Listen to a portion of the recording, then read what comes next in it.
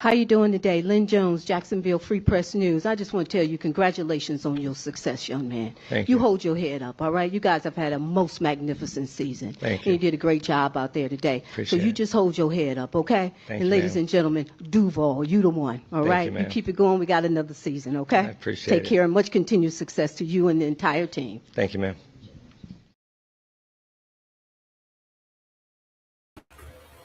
I would do that. I would do that, and it's not even.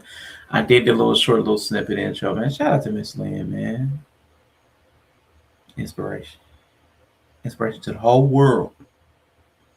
All right, y'all. Listen, we're gonna pregame a little bit. We're gonna pregame just a little bit, just a little bit. Boom. Let's go. All right. Cool. Cool.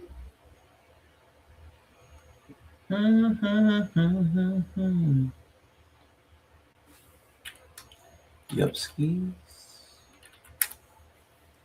What up, IG man? How you feeling, bro? Hope you are doing good. Hope you are doing good. What do you think of? I don't know if you've heard this, but what do you think about the whole discourse around Kev on stage? He is getting a lot of heat for not condemning homosexuality, and I almost sent you a reel, and I was like, IG probably get flooded. It's just a feeling. I have a feeling like people who are same gender loving get the same type of flooding of like you must be in on every topic that's like this that like black people get from like other places. Like, oh, you know all the black people?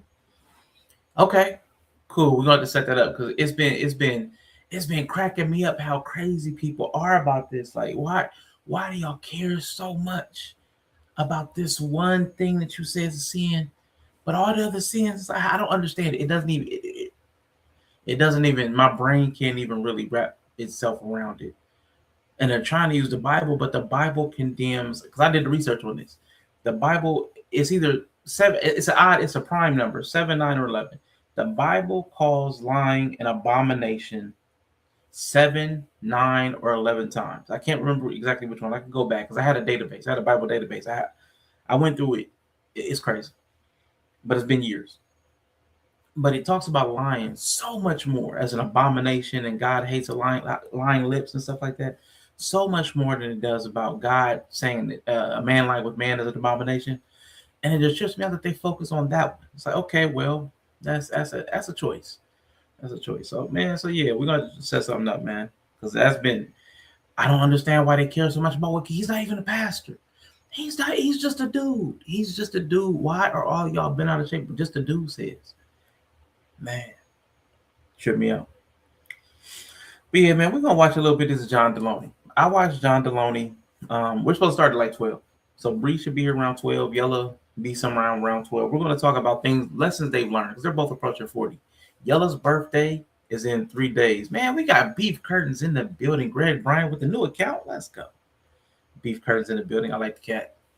I like the cat. Nice, man. Good to see you, man. Hope everything is well. The milkman coming. Pause. Go on. But listen, Yella's birthday is in 3 days, April 27th. So he will be here today. But make sure you acknowledge our man Yella. His birthday is this week. Our high chief. Greg, good to see you. IG will set something up. Yeah, more about women restriction than there are about homosexuality. Is why I'd rather be a closet homosexual than be man. Listen, it's crazy. The stuff that they focus on. The stuff that they focus on. Oh, but what I was saying. When they get here, we're just going to talk about lessons they've learned through life as they approach 40. That's why his birthday came up. Train of thought, derail. So he'll be turning 39 this week. 40 is looming in the background. So, yeah, that's typical. Because these hoes ain't loyal. So, yeah, man. So, shout out to y'all. As his birthday is looming, it just made me think about people that are approaching 40. I'm past 40, thankfully, but it's still in that realm. Around 40, man, stuff gets a little hinky, a little weird. Your mind does weird things. Your body does weird things. So, man, wanted to, man, it's like a little hair. It's terrible. Anyway, I want to watch a little bit of this Deloney. He's somebody I watch. and I also hate watch a little bit. He's very what do you call that? Not chauvinistic. What's the other one? Chivalric. He has a chivalric nature of patriarchy, where very doting to the women, and women don't get criticized. He's very like that. But the first caller kind of interests me. So until everybody shows up, I want to listen to this real quick. We've been together for 7 years, married for 4. She decided that she wanted to be the sole provider of the family and delegate the job of parenting to me. And wait, what? Yeah. Like, what do you mean about you're the sole parent? Now, see, just that quick, I'm about to get triggered, because he has no problem when the women get on here and say, I feel like a single parent. Okay. All right. What up? What up? What up? This is John with the Dr. John Deloney Show, coming to you from Nashville. Real people with real problems, pulling up a seat and figuring out what's the next right move in your marriage, your mental and emotional health, whatever you got going on in your life, your kids, everything, politics, all of it. Give me a buzz. If you want to be on the show, actually don't give me a buzz, because this is the 21st century, as some of the guys on the team say. Click the link in the show notes, whatever that means. Let's go out to Birmingham, Alabama, and talk to Joshua. Hey, Joshua, what's up? How you doing, man? Doing great, brother. How are you? I'm all right. I think I'm just going to go right into my question. Let it rip. All right. So me and my wife, we've been together. No. This guy is the quintessential, I have a doctorate degree in psychology. Yeah, so I don't call him Dr. Deloney. He's definitely John Deloney to me. It can be Mr. Deloney. Phony baloney Deloney. Yeah, he has a doctorate in psychology. For 7 years, married for 4. And they really should. I already have no respect for him. They really should separate those. Medical doctors should get the doctorate. The people who have that 8-year advanced degree, like the graduate degree, they should go master's and then like professorial or something, professoriate or something, professoriate. That'd be a good one. Professoriate. I like that one. I like that. That she decided that she wanted to be the sole provider of the family and delegate the job of parenting to me. And wait, what? On together. Wait, what? Yeah. Like the sole breadwinner, the sole earner. I don't have that's fine. Couples decide that all the time. Yeah. What do you mean about you're the sole parent? So I'm going to say that a little wrong. So whenever it comes to our children or our child, I am the one who is a stay-at-home parent, and I'm the one who does all the things with our child, which means appointments, anything like that, cooking, cleaning, everything like that. She said, hey, you can fill that role. And I said, okay. Okay, hold on. Sounds great. Do you want to be doing this? Because you've said... She delegated. She's the leader.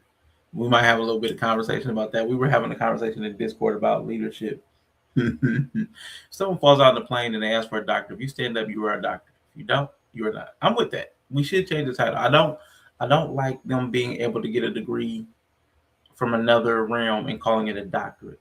Because we use doctor very specifically in the medical sense, it should not. I think it's so important. Doctor is so important that it should not have a non-medical use. Like, other than like colloquial stuff, like I doctored up the soup, like something like that. But I mean, like as far as professions, no. That'd be like I went to school for, I don't know, janitorial, and I got called a nurse. Like I got a certificate in something electrical engineering. Like not electrical, like electrical, like like what am I thinking about? The blue collar electrician. I got an electrician's license. I'm a nurse, but it's an advanced electrical, so I'm a nurse. I don't know. It just feels like there's certain things that you shouldn't double up on. A couple of times she told you. Doctor's one of them. She decided, and did you all agree on this together? Yeah, sorry. Okay, I wasn't clear. So we did agree to this, and I didn't have a really good father in my life, so I wanted to make sure that I was there for my son. And when my wife was like, hey, I'll be the sole breadwinner, I was like, yeah, I'll fall into that role, no problem. And I love to do it. Okay, so why are you calling? Oh, boy, here we go. He chose to do this. He loves to do this. But we have a phone call to a stranger. One of the greatest things I've ever done. Okay. But with that being said, since we've had our son, our intimacy has essentially went to nothing. Okay. Oh, here's the problem. Here's the problem. Okay, now we know why he's calling. Okay. All right. What up, Yella? How you feeling, bro? What's good, banana eaters? 3 days, man. It's 3 days, man. Let's go. 3 days, man. I'm gonna be older than Bree for like 6 months. Yes, sir. Yeah. Old heads, man. Let's Y'all go. old heads, man. What up, Bree?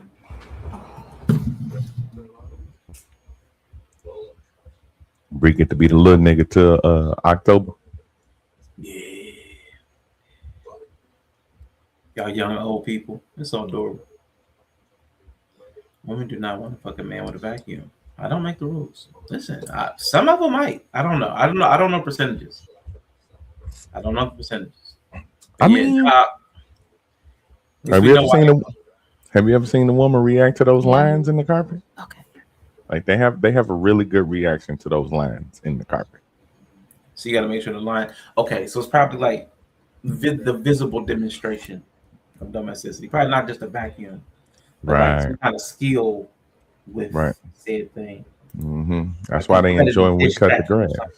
Right. That's why they enjoy when we cut the grass.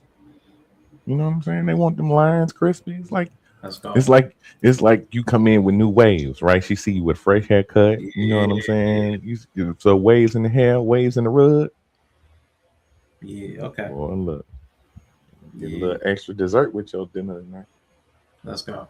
Well, Bree came in. She said she didn't like what she saw, and she's out. No. She's like, men vacuuming. Yuck. She probably, that might have been exactly what happened. She was probably like, why are you talking about it like they vacuum? Niggas don't vacuum. Click. Just hit the red X. Like, what up, Greg?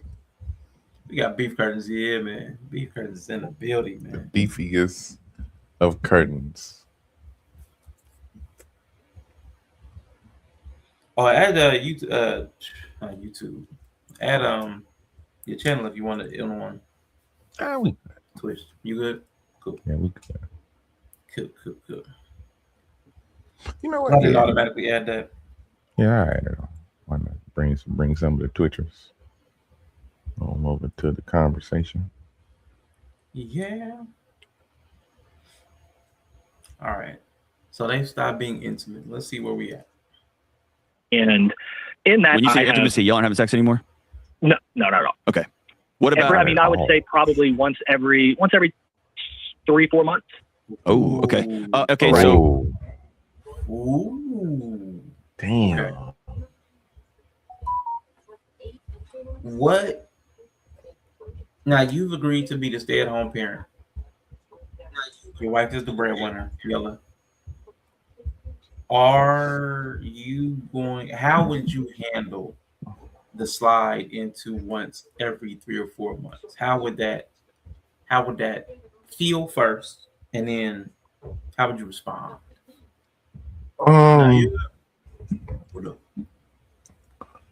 So if he realizing that it's every 3 to 4 months, it means he's taking the time to count. First he felt the cat, then he started counting. Right. You have to feel that, this has been like every 3 to 4 months. So this has probably been going on like 2-3 years. You know what I'm saying? To like put it, because you don't really even notice that type of gap until you're in it. Man. So, how would I handle that? Somebody getting smashed tonight. I'm sorry. Somebody is getting smashed tonight. I'm sorry. Look, I'm sorry. Somebody getting smashed tonight. I didn't sign up for this. I ain't signed up for this now. You know what I'm saying? I can see a month because I've had that happen. Right? Like y'all just be so busy. Y'all be moving. You look up, whole month and went by. You be like, God damn. It's crazy. Like, damn, all right, cool. But 2-3 months? Yeah. Nah, somebody getting day 90, day 87, somebody getting smashed. It's a long time. Oh my God, it's so funny. Okay, hello. What up, Bree? Welcome back. It kept kicking me. It kicked me out. It was saying I didn't have devices, and then it just booted me off the thing. I don't know. Yeah, I had a problem with my camera. I couldn't get my camera to connect. And Right. I had to troubleshoot on my computer to get the camera connect for StreamYard. So it's doing something funky. It was being weird. So whatever. I'm here. I can hear y'all. Y'all can hear me. So Yep. Yeah, we'll take it. welcome. Good to see you. What up, Just buddy? popping in, just doing a little bit of Delonian. Well, look at us. Smoking Talk Podcast. Good to see you. Appreciate you popping in. Baltimore in the building. Thank you for coming through. What it do? Thank you. To you. Eddie. Build the Goon Cave or grab a What seat. is happening? Oh my God, is that the infamous Greg Bryant? It is from the Bryant brothers? It is in the Bryant trips. The Bryant trips. We got one of them in the building in the flesh. Vaughn and Jamal. Jamal's been handling some business. He's got to get his stuff straight with Target. He's got to go handle that. Right. Vaughn has been in the vicinity. I saw him over at the Sayers the other day. He popped in. So it's good to see Greg. Always good to see the triplets are out and about causing chaos as they always do. Yeah. People don't control what makes it wiggle. Now, that's true. It's kind of true. Also, I like to back out. Intimacy is bigger than just sex. Yes. Yes. It includes laughter. It includes eye contact. It includes hand holding. It includes having fun together. Is all that gone too? Man, you know what he's talking about, man. And I've watched the show. Reading that yuck is crazy. Yeah. She definitely got the egg. Because boy, I've done a couple different things to that I've tried to implement. I got Come As You Are. I purchased 2 copies, one for me, one for her. I encouraged her to read it. She got through maybe a chapter and then completely put it down. I have an example of going to therapy. We've done couples therapy. She quit that. Do not, I repeat, do not suggest a book to somebody when y'all not getting along. I swear to God, if y'all ain't on 100%, if this ain't something to just further the positivity, if y'all ain't on 100% the same page, do not suggest a book to somebody, please. And this is respectfully to somebody who's had a book sent to them twice. Yeah, please. That was pretty obvious. Do not. Do fucking not. Pretty obvious. Twice was petty. That was petty. Don't do it. If y'all not on the same page, please do not suggest the book. He's desperate though. Because you want them to, the thing is you want them to action for you, and they don't want to action for you. And the worst action to ask somebody to do that they don't want to do is read. Right. Yeah. So but it's just a sign of desperation. Like when you hit that wall of like, you won't talk to me, we can't talk through it. Yeah. Maybe we need common language to be able to, like maybe we're not doing therapy, but we need common language to talk through our problems. I think a book can be useful in that way.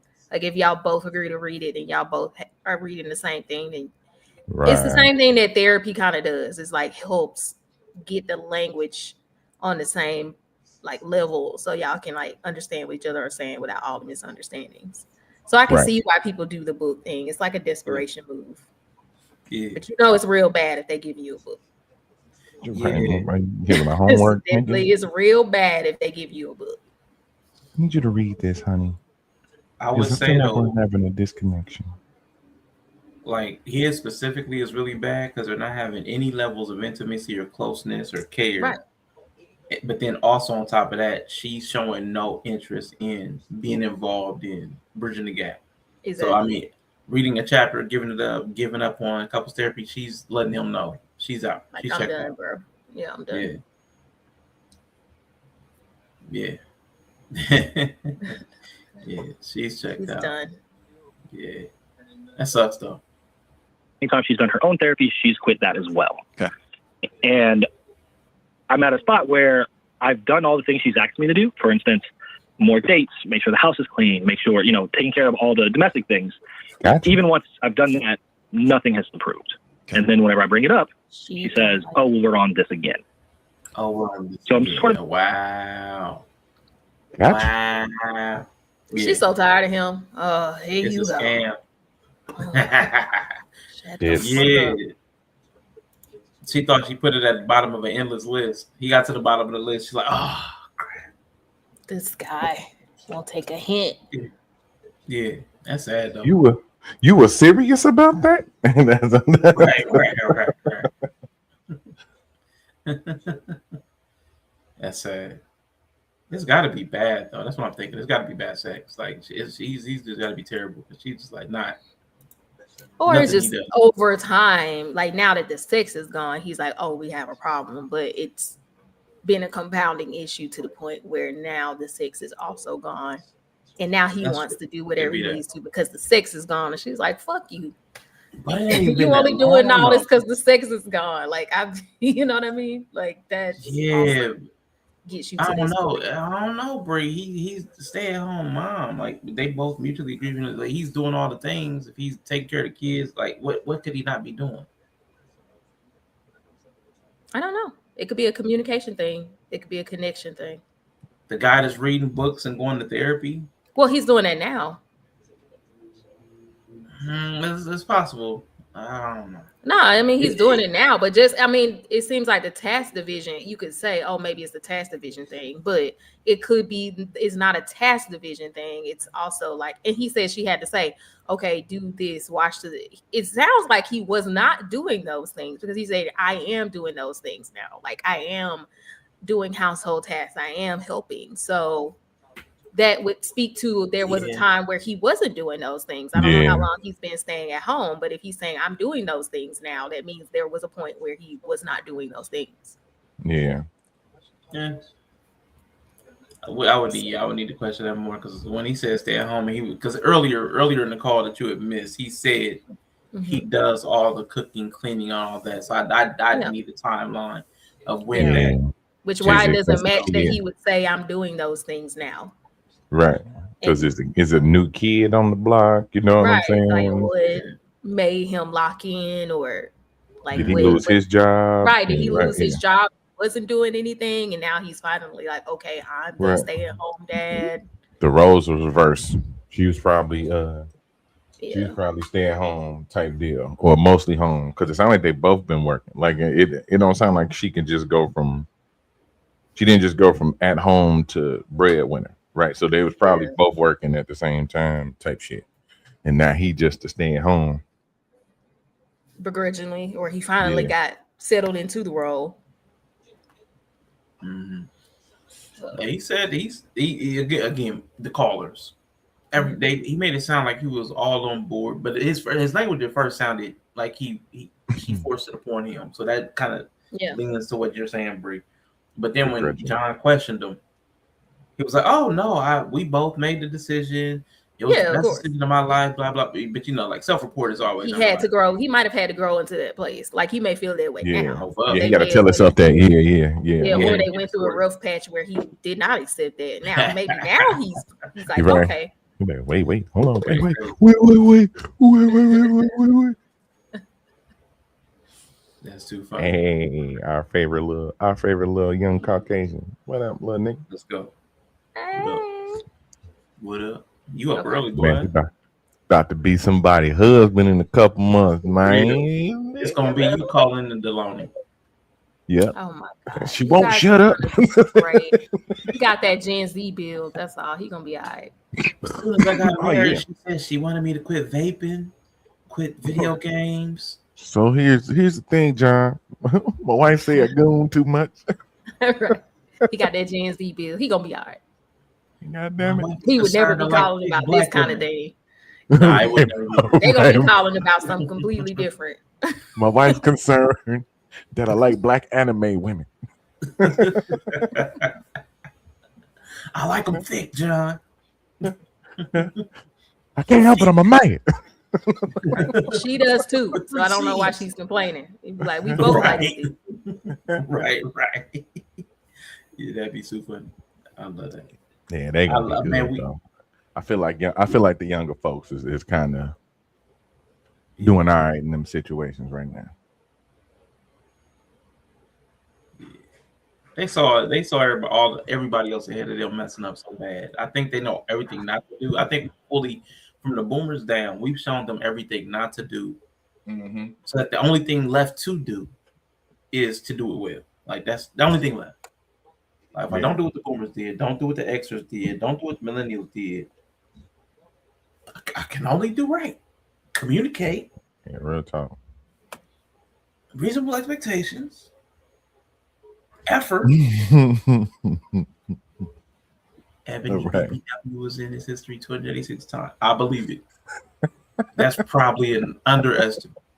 That's just what wasn't on the in the incognito browser. That's the under, right? That's the under. And he was doing I'm taking the over.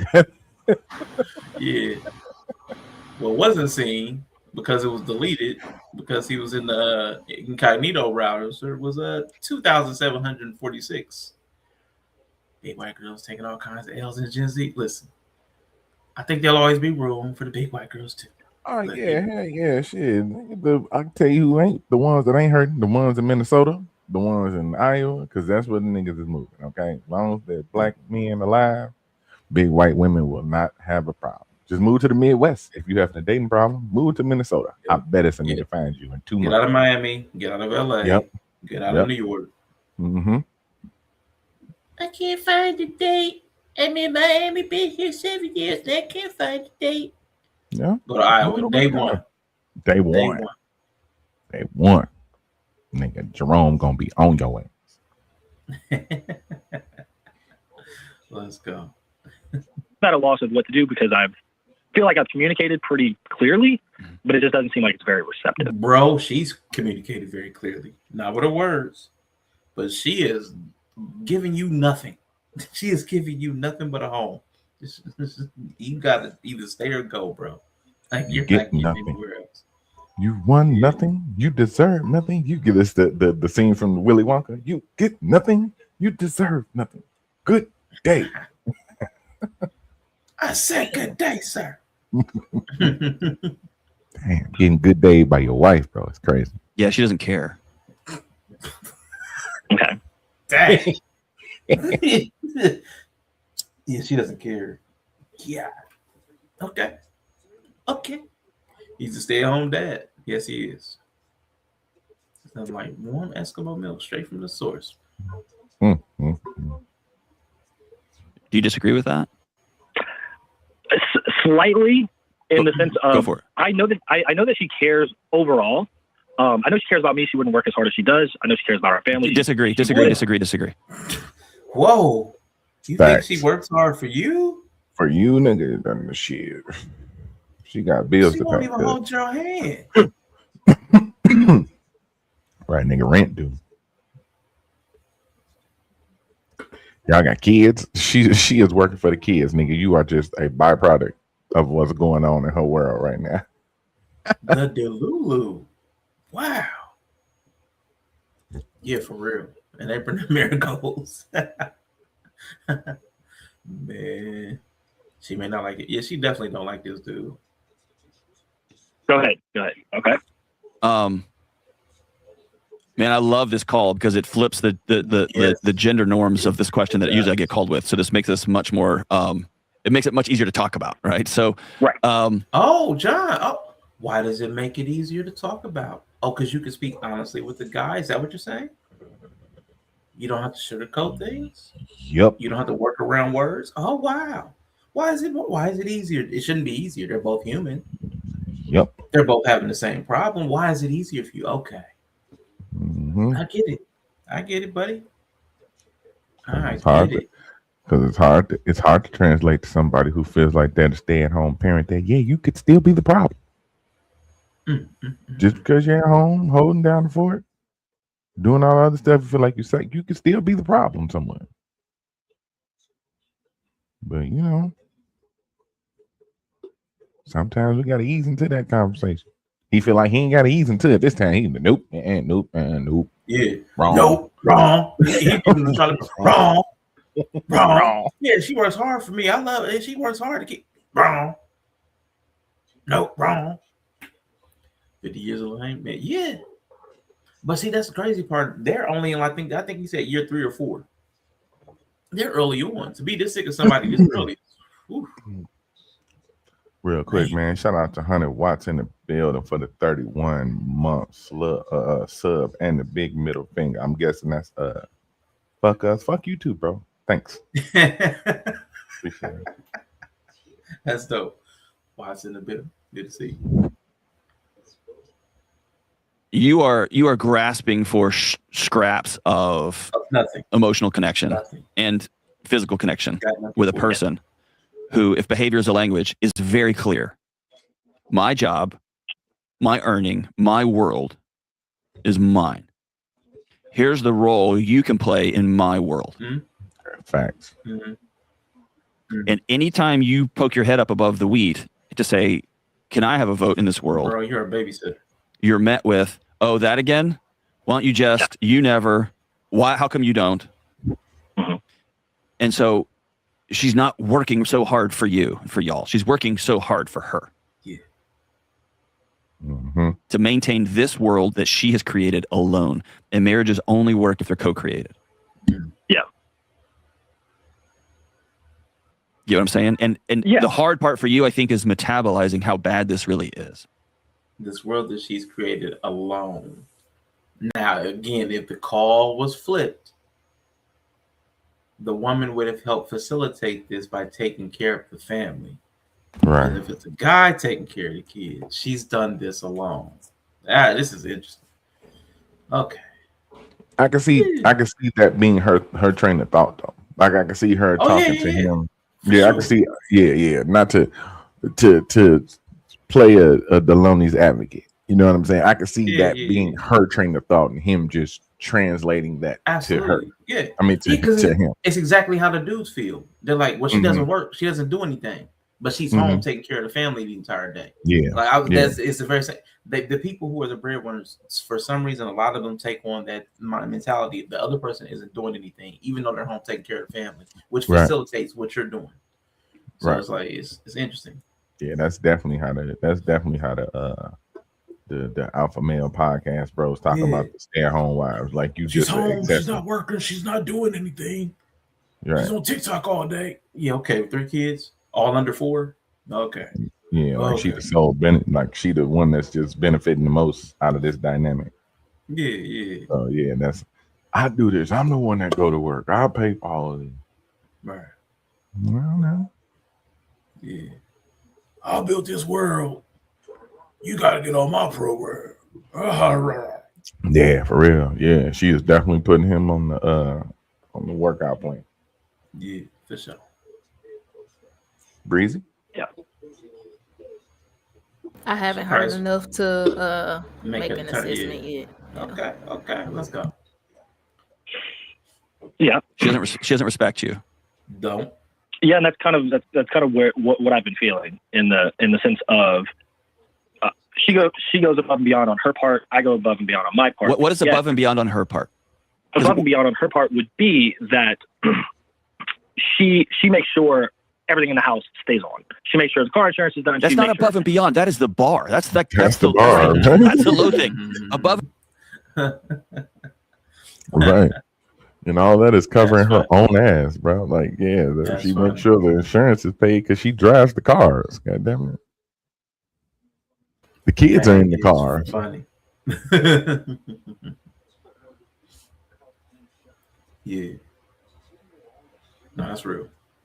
A lot of women, I feel like a lot of people when they have the 100%. Bria just shared a clip. There's a hitman Holla and his girlfriend Cinnamon, and she was talking about. She said if she paid 50-50, she felt like she should be able to do whatever she wanted. That's 50-50. 100%, you wouldn't be able to tell her nothing. I mean, the ones that don't pay shit still feel that way. Exactly. So I mean, just imagine paying 100%. The dude is useless. Yeah. But this is just more proof that, you know what I'm saying, absolute power corrupts absolutely. For some reason, women think that they would perform better in those positions of power when they would just do what the men before them have done. Yeah. The matriarchy. Yeah, you're turning into the matriarchy now. Shout out to Sensational Shay. Dang. And beyond is I'm so tired. but everything in my life is in service to my spouse. And I'm going to hope to God that everything in their life is in service to me. And we're going to constantly be trying to outserve each other, only to find out we just got outserved. She's not going above and beyond. Never thought of it that way. When you are the sole breadwinner, putting bread on the table is the bottom rung. Yeah. Going above and beyond is saying, I'm exhausted and I'm still going to love you anyway. I have more of a responsive desire instead of a spontaneous desire, but I know that I like having sex with you. I know when we get done having sex, I'm glad we did that. So even though I'm not feeling it, I'm gonna get that ball rolling because I know I'm gonna get there. Right. It is constantly trying to see and know, and this is important, celebrate you. Not just with patting you on the head or paying for a nice dinner out, but celebrating you in ways that you feel celebrated. Right. None of that's happening, homie. No. Okay. And if I'm being honest, this is going to sound pretty bold. No, be honest. She's not being a partner of fidelity. Thank you. Right. And that's something that I've mentioned because I usually mention to her, whenever we took our vows, we made certain promises to one another, and I'm like, hey, I don't feel like this is being fully fulfilled on one side. On my side, I definitely feel like I am, but the other side, on her side, I'm like, we're falling short, and her response is typically just, I don't know. I don't know what you want me to tell you. Yeah, she's done. Okay, so here's the deal. So this is hard. I'm about to tell you. Yeah, she don't even feel like she owes him an answer. I'm over him, and it's only been a few minutes. Aren't you over everybody? No, he's very annoying. The fact that he thinks what she's doing is above and beyond, not only what John said, but it gives me insight to what he was like as a breadwinner.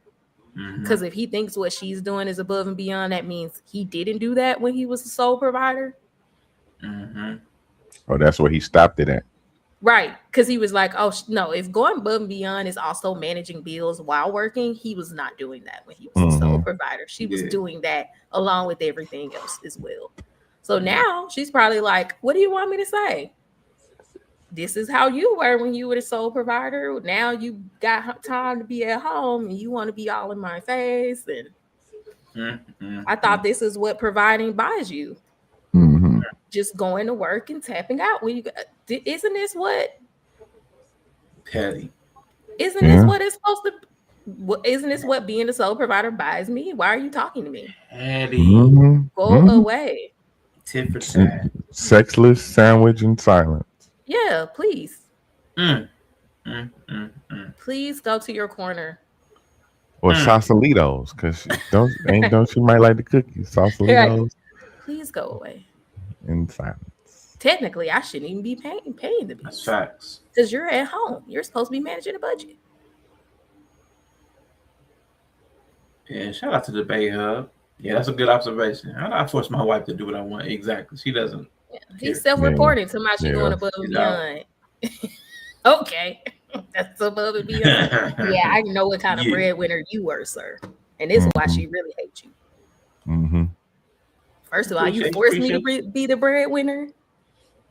You could never empathize with me when you was the breadwinner, and now you in my position, the roles reversed, and now you win. No, eat it. Shut up. Make my sandwich. Sit in the corner. Be pretty, and take care of my kids. Ridiculous. You are being ridiculous. Nah, don't encourage her. She ate. Don't encourage her. She ate. Right. Clock it. It's the same thing. It's the same thing. It's sad. It's sad. Yeah. All right, let's get ready to wrap this up, man. We'll move on to the actual topic. I just wanted to get a little bit of. I didn't see. I saw the. I was like, oh, I forgot about Deloney when I saw the thumbnail as soon as I clicked on YouTube. I was like, oh shoot. And I saw that first thing in the White House. Debate hub. I like that. Yeah. Where's my sound? I had the hub sound in here. It's probably gone. There's a hub sound. We had the sound effect. I be playing it on Discord. We had the sound effect from the hub. I wouldn't have known it was. I wouldn't have known it was for the hub. I wouldn't have had this. Look at him. Where's Grok? Don't make me get Grok involved. I'm just saying I wouldn't know. I don't know what I wouldn't know. I got you. Yeah, okay. You don't know what the sound is. All I Right. Yeah, right. Okay. Yeah, like I said, grinder or something crazy. No, I just. I'm gonna find it. I got it. Don't you worry. Sure, there, buddy. Hold on, no, I got the perfect person for that. Hold on, with a rock. Yeah, hold on. No, I'm yeah, serious. sure, yeah, brother, sure. You don't know what the sound is. Yeah, sure. I don't. Yeah, I sure. really just don't. Yeah, brother. That's it. Yes. I'm the hub. Forget y'all, man. Forget y'all. Oh my god. Oh, it's illegal in Indiana. Oh, that's Get you a crazy. VPN, my guy. It's all right. For real. Get a VPN. Or just take you a little ride to Illinois. It's good over here. Just say you're in Chicago. You can play anything. Why would they make it illegal in Indiana? What's going on? You can't in a lot of states. Chicago, I don't know. anything ride though. I was gonna say we good over here, cause I think New York too. We spanking it whenever we feel. Like, oh, let me pretend I'm in Yella State. They let anything go. They let anything fly. Oh yeah, we do whatever over here. Yeah. We are the California of the Midwest. Goddamn, we do whatever. Oh my god, that is funny. Okay, dude. So all right. Now go ahead. I'm trying to find the Bay Hub channel so I can make sure I find it while I remember. I know after the stream I'm gonna forget. Found it. Oh my god. All right, gosh. cool. All right, subbed up so I can check you out later. Appreciate you. All right. Indiana is Alabama, but nicer people. But Joshua seems nice. He's from Alabama. What do you mean, Greg? What do you mean? Joshua seems like a very pleasant fellow. Joshua is nice. He sounds super nice. He's a poor, unfortunate The only person on planet Earth you can control. He said he's what? That's a poor, unfortunate soul. Yeah. He is. He sounds like a victim. Controls you. Yes. That's it. Gotta go, bro. So my question for you is, and this is a question I ask all couples in this kind of I think situation. she will respect him more if he left. Like if he divorced her, I think she will respect him more. I don't think she even thinks he would even do it. All true, my nigga. Alabama. All true. Yeah, Alabama's crazy. Alabama's crazy. True. Not sure about Les Cousins looking at the people around me. Greg, you said you knew somebody that got it on with a goat. Cousin is a definite step up. Like, if it's me and a goat or me and a third cousin, I'm taking the cousin. I'm sorry. I'm not taking the goat. I mean, but that's your cousin. But it's a goat. Crazy. It's a goat. But that's your cousin. A goat, though. But it's a goat. Think about how your granny gonna feel. Think about how probably your goat's cousin gonna feel. Twice removed. She probably doesn't care. That's messed up. It's a goat. It's an animal. Your grandma cousin, twice removed, is probably not gonna care. I don't know. Debatable. Alabama speaking. Okay. What if the goat is a cousin? Debatable. I mean, sister, go, Jesus. And we need to play the video. We need to play the video. Please play the video. Wow. We're back. Please play the video. We're back. We're back. And we're back. Debatable, you say? Let's go. Yeah. I mean, that's third cousin or goat. We're not. I want to know. Third cousin or goat. I wish I could press I don't know. I don't know. I mean, first cousin. Everybody. First cousin, I'm sliding to the goat. I'm sorry. First cousin, I'm sliding to the goat because it's too close. Rashawn's muted. He's muted now. If I hear the word goat or cousin in the same sentence, again, I am closing the stream. But what if she got a body? Where's his picture? Play the video. Play the video. Is there a chance you're going to leave? Personally, no. Probably not. Probably not. Is there a chance you're going to leave? No. Or have you made peace that this is going to be your life? Yes. Simply because I have I want to do I want to stay here because one, even though we have this problem, I do still love her, but also I have a duty to my son to make sure that he grows up in a stable. Nope. I missed it. My kiddo asked me something as soon as he asked her why would he leave. What did he say? I don't want to leave. It's just gibberish. It's all a lie. He doesn't want to work. He doesn't want to work. Oh, he don't. Yes. Simply because I have a. Here's the reason. I want to stay here because one, even though we have this problem, I do still love her, but also I have a duty to my son to make sure that he grows up in a stable household. And I know most. It doesn't even sound believable. So he's like for the kids, basically. For the kids. But it doesn't even sound believable. You got to. Yeah, it's basically it's saying for the kiddo. Yeah, that's what I'm hearing. I'm just hearing for the kid.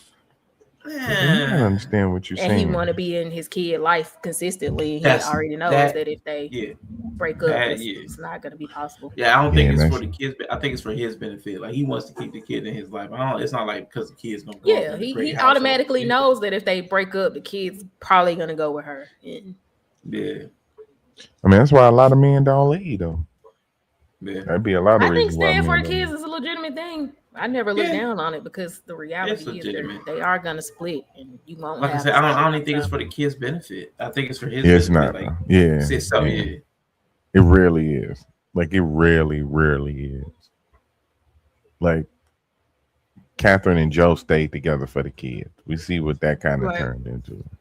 Financial stability, staying together versus I want to actually pour into the human they become staying together is different. He's staying financially. It sounds like it's more two incomes provide a certain level of stability, or one income and somebody being home, I guess, provides a certain amount of stability for a kiddo, which is true. Yeah. Will and Jada seem like the results of staying together for the kids. Yeah, that's what it sounds like. I know they didn't, but it feels like the result. It feels like that's the energy. Yeah. I just feel like this dude. I don't know. I'm almost certain he said they were together for married 3. Okay. This marriage ain't been together long enough to be having this level of problem. But technically, then they're at 7 years together, and it's about that time. Man, that's crazy. 7 years is a substantial amount of time to be with the same person. You gotta start looking at them. Start looking at them from different angles. Try to see if you're trying to buy into their next 7. Like, he look funny at this angle. Let me look at him harder. It's the 7-year bitch at this point. Right, exactly. It's 7 years, so it's about right. She come through and wreck shop. That 7 years come through and just tear some shit up. Yeah. I like this. You can do it as stability for the child with 2 incomes. You can still separate romantically and shift to a political situation, but you have to respect each other. And these two don't respect each other. Not even. If these two separate, he probably has male ego that would come out in full swing if they tried to do that. I wish we could see more. I wish we could have more information. Because man, this is so. Shout out to Watts. Watts say year 7 like terrible twos. Exactly. No. Survive, man. Just say no to everything. Just say no to everything for like a year. Yeah. Man. We want people's reaction is, well, given the circumstance you're in, that's not a stable household because of the circumstances. But I do feel a little bit different in that. The greatest gift you can give your child, and this is bared out in the data. The greatest gift you can give your child is a good or great marriage. Not time, not more stuff. Right. That's the greatest gift. Right. Agreed. Okay. All right. And so the question, and I'm not trying to get you to leave or to not leave. Here's what I want you to land on. Okay. If this arrangement, if being with somebody who's having an affair on you with work, with their world, who's not building a secret, intimate world with you, but who has built their own world, and you get to be an employee in that world. If that's the world you're okay with, or you've made peace, you don't have to be okay with it. That's the world you are choosing to live in till death do you part. Then what I want you to do is to grieve like bloody hell what isn't going to happen and make peace, because choosing to wake up every day and try again and do new things, it's making you miserable. It's making her miserable. And your kid is growing up in that tension. Stop complaining. Yeah. If you believe that you're worth more than this, she's the then leader, I want bro. you to begin asking, what steps do you need to take so that you begin to respect you? Because I think underneath all this, you've lost respect in yourself too. Cool. All right. She's the leader. I want to Shut get up some. and Let's go, follow. John. Let's go, John. All right. Right. Because one thing he don't do is tell the women that. He don't give it to them like Because that. this guy's acting like Cinnamon. Wow. I mean, he's just acting like most stay-at-home moms who are just pissed off that they are afforded to stay home with their kids and not have to be responsible for anything. Yeah. And then when they wake up and decide they want to have a say in some shit, then they get really mad about it, but they're not going to actually do anything that would empower them to not be defaulted to that position. So, yeah, shut up. Yeah. That's like, that's the reality. Like, what are you going to do to not be in the position you're in? Nothing. You're not going to go to work. You're not going to empower yourself. You're not going to take on the responsibility that the person leading is taking on all of right now. Then shut up. Okay. Shut I up. don't want to hear nothing. Go on, pack that lady lunch for work. Right. And when You don't want to be and you don't want to be responsible for a lot of things as an adult. So then okay, but like, shut up. Yeah. Drop the kids off at school, and then when you get home,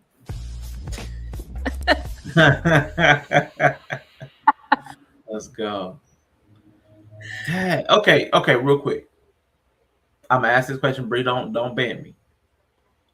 Oh my God. Where do you encounter that sound on the hub? Like, is when you first open it up? Is that when you open a video? When you open a video. Okay. I don't think that'd be crazy if you just went on the site and it was like, welcome. That'd be cool though. Welcome to the hub. No, I'd be annoyed. I don't want a that. loading screen in 2026. Don't play with me. Man, listen. I think I would remember. I think I would have remembered that. But I'll remember. Because you just fast forward right through that motherfucker. Man, pop that pass, man. That black screen. Come on, listen. Because you fast forward as soon as you press that nigga, he's right there in the middle. You know what said the peak viewership is? Let me go ahead and slide over here. Right. Best thing to hub. Peak viewership, I'm there. I'm definitely gonna check out. I'm gonna check it out. I'm gonna check out the channel for real. I do like debates and stuff like that. It plays at the viewers client. He's stupid. You stupid. Hey, that's crazy. Oh my God. And then he can PlayStation doing before you choke chicken as well. Listen, I had no idea. There might be up there though. Like there's iconic sounds in like human history. That looks pretty iconic. I don't know. The PlayStation start, and the hub start might be like neck and neck. They're like up there. Yeah, they up there. See, the new one, the PS5, just got that little beep. That's He said the beep. I'm pretty sure if you restart the Xbox sounds all the way. The Xbox sounds though. Oh. Yeah, I like the Xbox sound too. PlayStation do play the sound. If you have on the screen, I mean the actual machine, like the actual machine sound. Oh. Yeah, yes. All the game system sounds, I feel like the solid the 3 game system sounds are like iconic. And then you probably got movie studio sounds, like certain movies.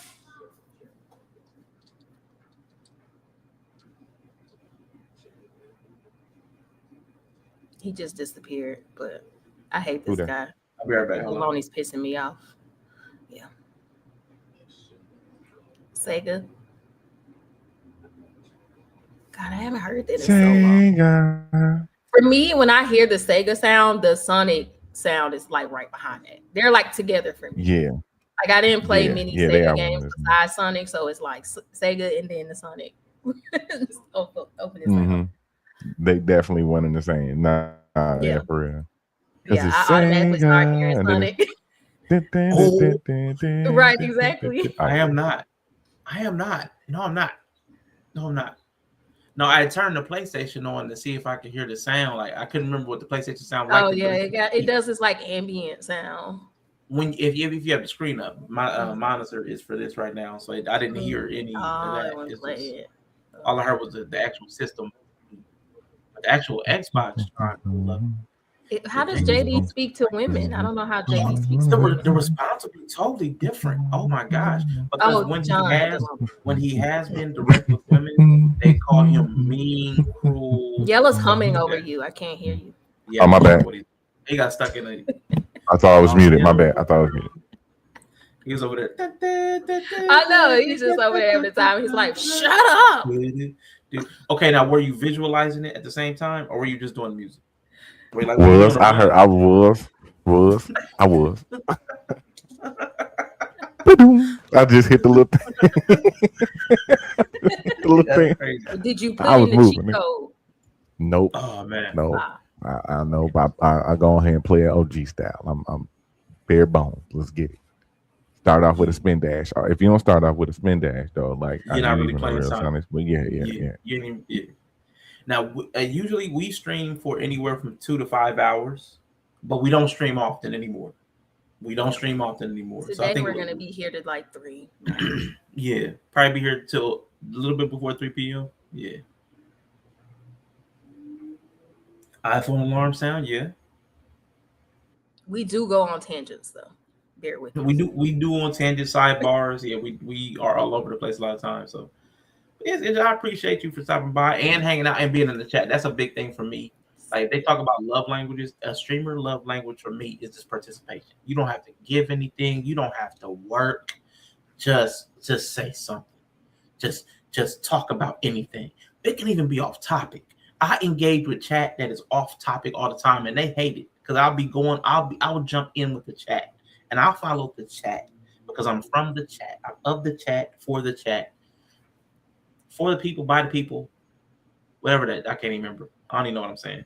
I do want to say, the way he speaks to women is because women automatically typically are a victim, disempowered because of the patriarchy thing. So I think it's okay for John to be understanding of, if I say it this way, it's actually just going to get in the way of me getting through to them. It's just going to block what I'm trying to do, which is ultimately connect to them and speak to them how they need to get through that. So I'm actually okay with John understanding the nuance of like you just can't say certain things because it's going to trigger certain beliefs. And that's actually just blocking him from what he wants.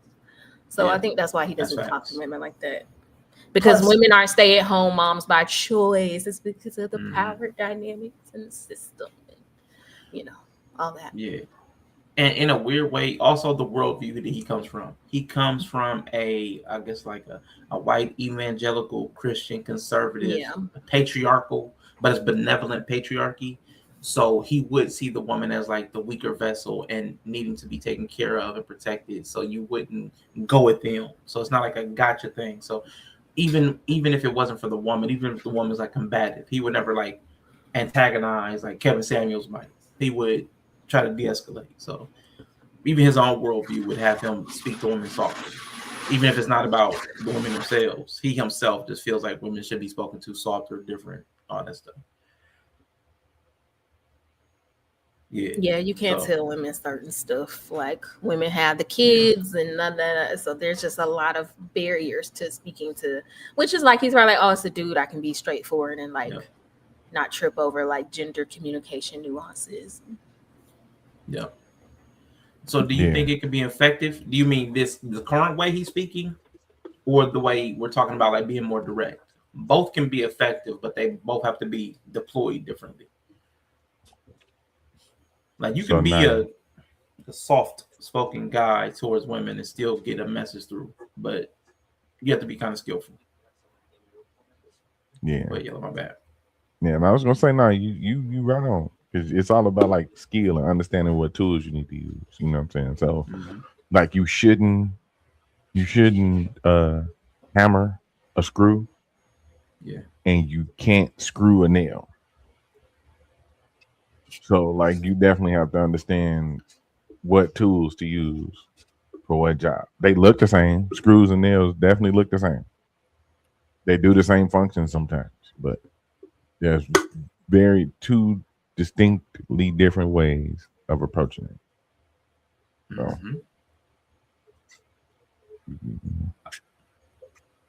You can look at it trying like to that. think, because the other day, Yeah, and I'm pretty much agreeing with the it's very situational. Like, yeah, it's so little time. He has to communicate with a way they can hear. Because he has so little time. Like, it's best to communicate that's however they can absolutely hear it. facts. Mm-hmm. The other And I'm day, glad though, he told him that. I'm glad he told him what he told him. yeah, Because for real. you typically don't hear men getting told that. Nope. He trying to tell him, bro, get out of there. You need to go. Yep. Because she don't respect you, and this is gonna start affecting you as a man. Yep. And the You need kids. to go. And the kids, yeah. You think yeah. you're doing this for think it's a them? stable house, yeah. The future man you over there raising is also gonna see. Yeah. Right. Oh yeah. And he tells women the same thing. He just doesn't say it as directly. He has to get around to that point. I'm gonna tell you, he had a call this week, and I might try to find it for you now. I'll try to send it to you, where he was more direct with the woman because the woman was in full delusion. She was, you could tell she was angry and didn't respect her husband. And he had to keep telling her, like, well, I can tell you're mad at him. I'm not mad at him. I can tell you don't respect. I respect it. She kept her, but everything she said was very like antagonistic toward you. But when he pushed, she would kind of recoil, say, well, because she didn't want to look bad. She didn't want to look like a bad guy. So, but he kept insisting to try to get her to reality. And I'll try to find that, because it was one of them within the last week or so that I saw. And he was very direct with her, because he kept reasserting that she was mad or she was like disrespectful, because she kept using the language of anger and hostility. But then she would, no, I'm not mad, or I'm not mad at him, or I'm okay, he's great. And it was like, nah, you gotta this incongruence. There's a lot of cognitive dissonance. Either one of those words, we use those words. If I see your girls, boy, for real, you're not wrong. A hungry pit bull at that. Let me know when you ready to get to the main topic. Yeah, we about to move on. We about to move on. Lauren in the he building. said. Good to see you. Yeah, we about to move on. Are you ready to make the transition? All right, cool. So this Let's go. the main topic transition.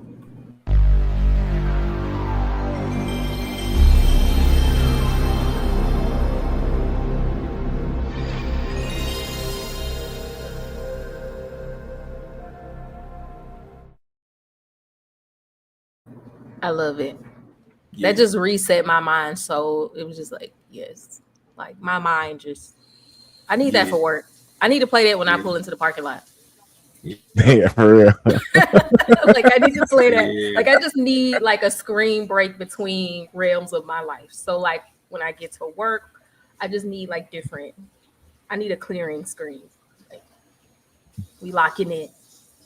We need a loading screen before we. I need a loading screen for doing life. Like I just need to be able to lock in. I think I'm gonna implement that.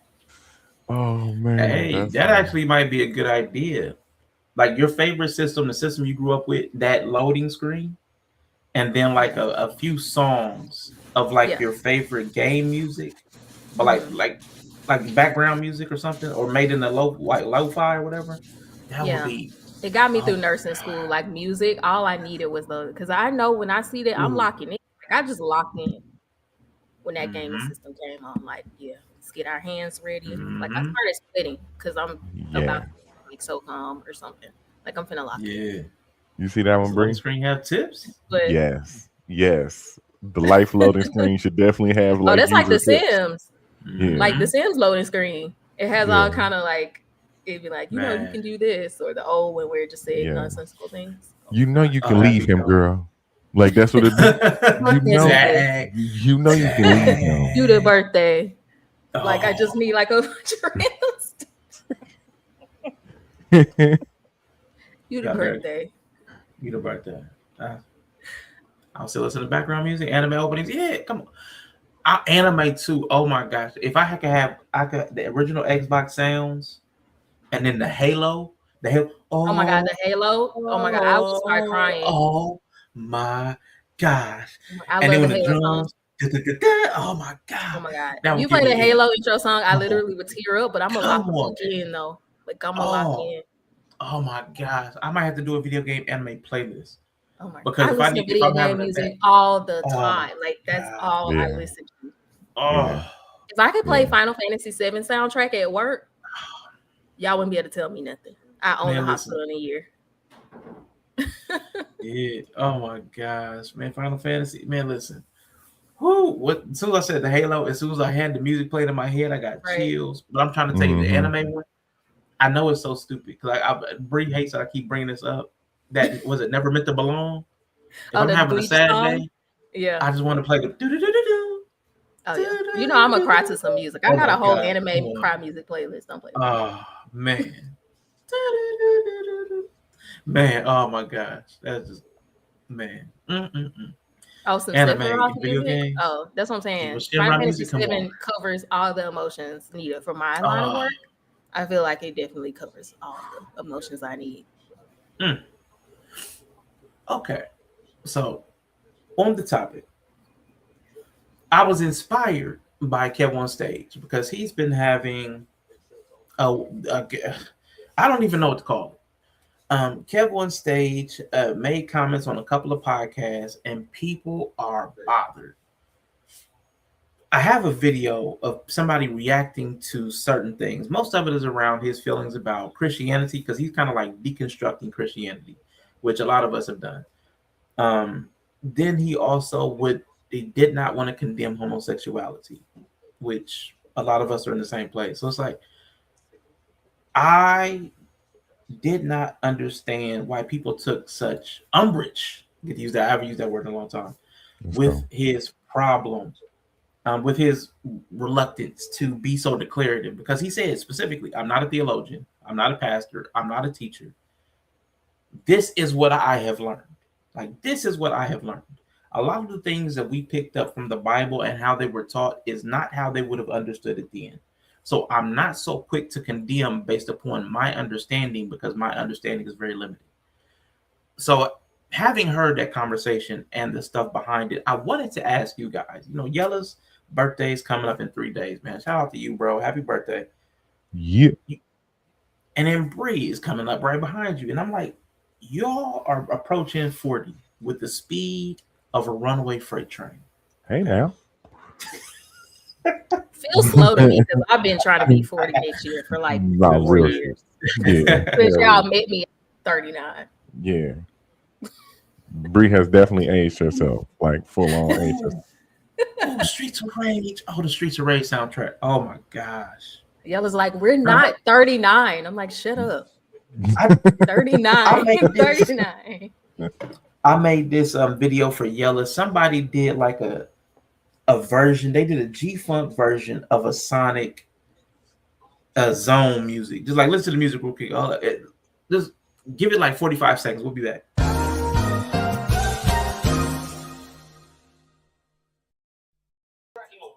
He hit me with the chicken. He assaulted me with the chicken. He hit me with the chicken. I'm gonna hear this like the next week. He hit me with the chicken. He assaulted me with the chicken. And Judge, I got the video because I got 38 hot. You don't hit me with no chick. I'm from Mississippi. What the hell does that even mean? It's like we're going the wrong way any motherfucking way. Bruh, it's a wrap. Yeah, make sure I get a 21 slip salute. Where? But that music in the background, man. I wish I just had the music be like do do do do. You start getting into those playlists, you'll get all kind of mixes. Oh my god. Oh man, I love I it listen to so much, many man. different mixes. The chicken. How many of us have eaten the baby Jesus? That it was me. It was me, Greg. And I don't regret it. Yeah, Sonic will get you speeding. Music really helps me with my homework too. Yes, music can set the mood for a lot of things. Not just the bedroom. Absolutely. How old is PhD, biblical scholar. Is Kev on Stage our age? Yeah. Around there. Yeah. Probably a little older. Yeah. He's between, I think he's like 43. So he's right between me and y'all. Okay. He's had a PhD biblical scholar on my stream talking about how the authors of the Bible were writing based on their word. Exactly. And that's very important to understand. That's very important to understand. They were writing to the people at their time. What I've learned is that not only were they writing to their people, we really just don't even understand their turns of phrase. Because there's a lot of things that sound like plain English, but if we say them in a sentence, we know it means something different. And there's a lot of that in the Bible, even the types of poetry. There's this one book in Psalms that never really looked normal. It's come to find out that it was a poem style, a Hebrew poem style. Why it looked weird. It was very choppy. The sentences were very choppy, and I'm like, why is it written like this? The rest of the Psalms is very fluid, and this one was super choppy. So without a lot of the context, a lot of stuff doesn't make sense. It reminds me of something I think is a John Henry Clark said about if you don't understand the system of white supremacy, everything else will confuse you. Like, so if you don't understand the system of the culture of that time period, everything you learn about it will only serve to confuse you. So a lot of biblical stuff is like that. We don't understand how they live their life. We're not agrarian. We don't speak the Hebrew. We don't speak the Greek. We don't read it. We don't know Latin. So we don't know any of the systems that all this stuff is built upon. We're only getting stuff like hand fed through multiple hands, like super processed. We talk about processed food and ultra processed food. We're getting ultra processed theology. So it's really crazy. To be so certain that what you know is what is real. It's crazy to me. The writing style also.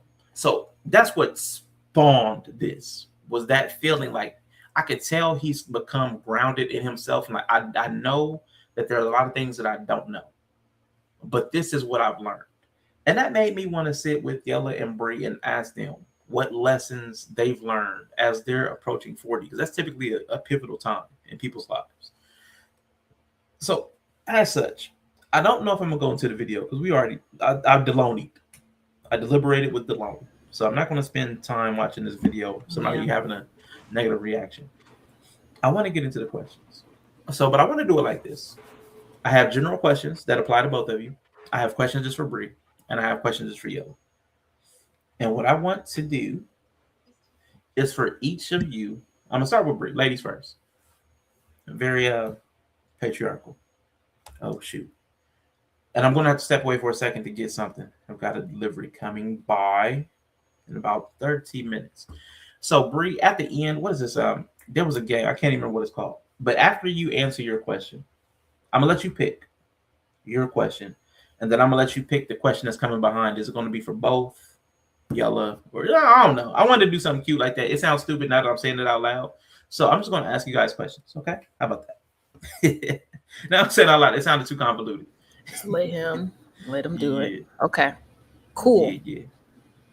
So I'm gonna go back and forth, but I'll ask you a question for both of you or a question just for you. Exactly. Oh, that's a good example. Oh, I thought I didn't realize you were like asking in that moment. Yeah, I'm asking for both.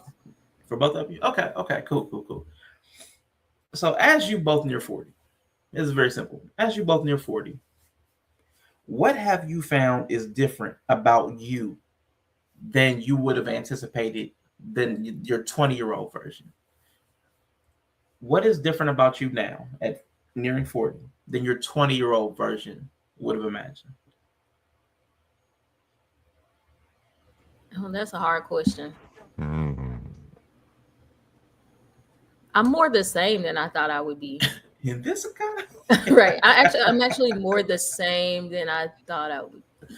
Okay. Like I'm actually circling back around to who I was closer to in my 20s, but I think I'm more confident that is actually who I am now. That makes sense. I don't know if that makes sense. Well, I like that. You're doing the what's that book? You're doing the Paul Coelho. Oh, you're doing that one. Oh yeah. Mm-hmm. Yeah, where you found the treasure was right where you left it, but you couldn't appreciate it except for the process that you went through. Yeah, it was just like you're not sure that like that's who you are because it's so different than like maybe who you were when you were a kid. I don't know. It's like, am I really this, or am I just like rebelling? Am I just like listening to the voices of other people? Am I like, I just didn't have confidence that I was that person.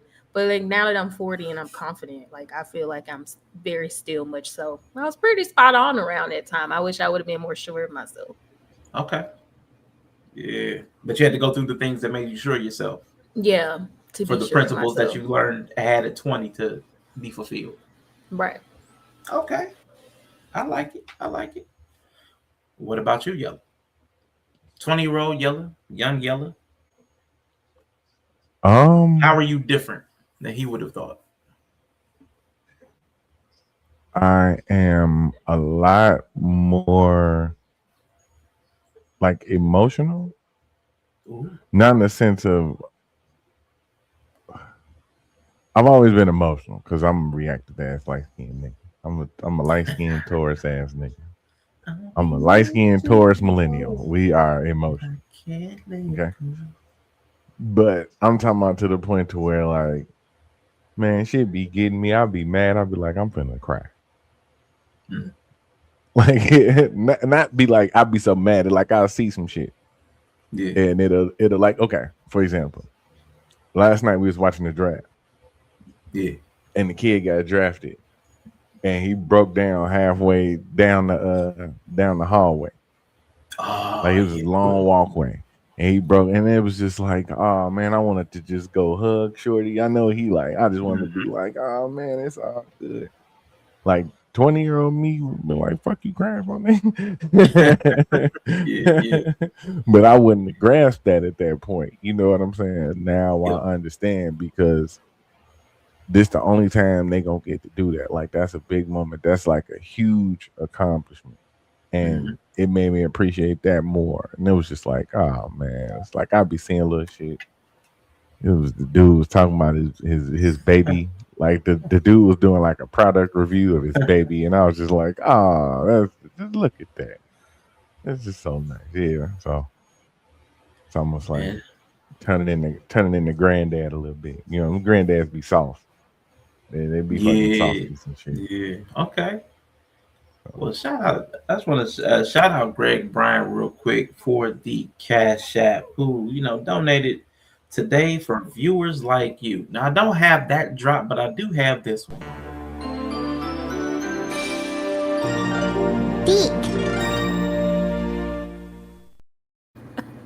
Perfect.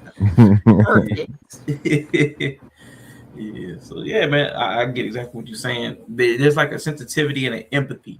There's like I think there's an empathy that comes from experience that is hard to have when you're 20. Like I've experienced something to know what this kind of moment, the weight it might carry.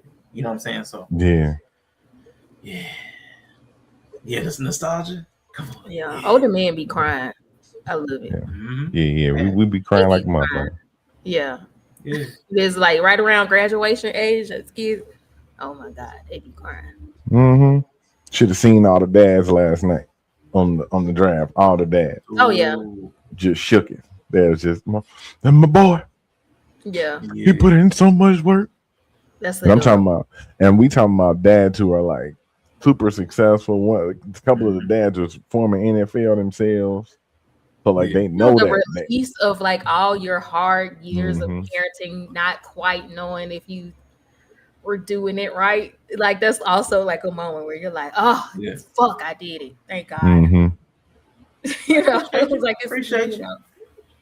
It's never like a separate. It's never like this moment. Like you never stop being a parent, but you do reach these moments where you're like, fuck, thank God. Like, oh my God, the relief. So that has to be one of those big ones. Like they're gonna be all right as long as they like stay focused and stay out of trouble. Like, Twitch, let's go. Twitch gang coming over to Twitch gang. YouTube and Twitch stuff. I love bi-coastal people, not bi-coastal. Well, we need a name for that. Not bi-coastal, like bi-streamal.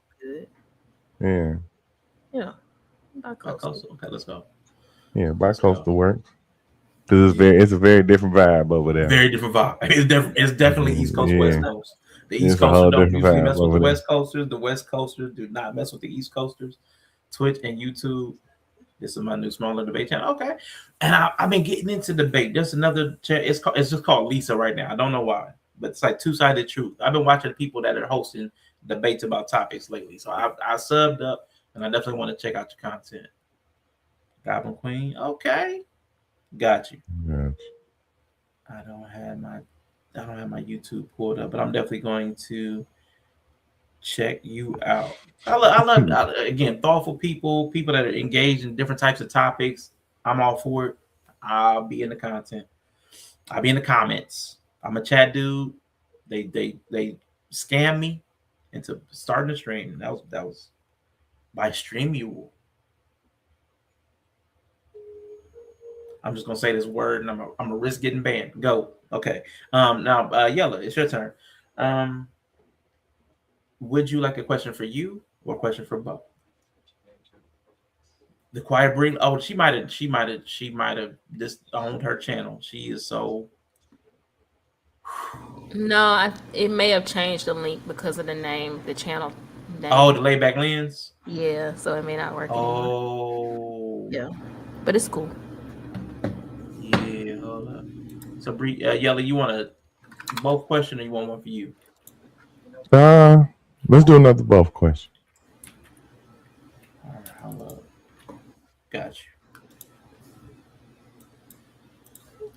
you. Yeah, let's go. Okay, Bree, when she does it, because her and Twan do the Laid Back Lens, let's just drop that in the chat here. Oh, she said me. Okay, cool. Also, while I'm here, give me a second. I want to go on and mod up. The question is, as a person who's crossed over, I've crossed over the line, and it gets weird on the other side of 40, physically. Okay. Yeah, you talked about it. It gets weird. It gets weird, right? So, I want to ask you: were you ready for the physical changes you experienced, and what were you least prepared for? So, Yella, you start up. What were you ready? Like as you approach 40, because I know you've already started to experience some of the stuff that the aches and pains that you wouldn't have had no problems with before, all that stuff. You know what I'm saying? Like that kind of stuff. Nigga, I just told y'all yesterday I had to use BioFreeze for the first time in my life yesterday. Nigga, I got me a stick of that shit and was just rubbing it all on my lower back, on my hips, nigga. You gotta get them pain patches. Man, have you discovered the pain patches? Yeah, for sure. Okay. I don't like the pain patches when I'm moving around at work. They come up, you know what I'm saying? But the spot roll-ons, yeah, they do the trick. They definitely do the trick. You know what though? I'm gonna be completely honest. I ain't had no accident yet, but boy, them bathroom close claws starting to get a little. That's hilarious. This kid on stage was just telling the story about how he missed the bathroom and got on the elevator with Carisha. That's for sure. Oh shit! I missed that story. You're cutting them close. Appreciate you. Cutting them close. The midnight pee starting to come out a little stronger. Goddamn it! You was holding it a little too long, nigga.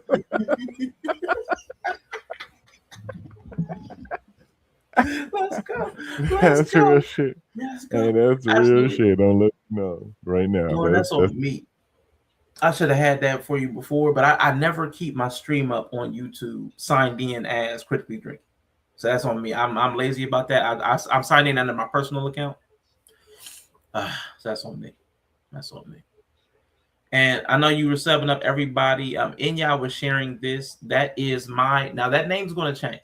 Every 60 days, I change my name on Twitch. I don't stream over there often, but sometimes I do. Because for some reason, like the vibe is so different on Twitch and YouTube.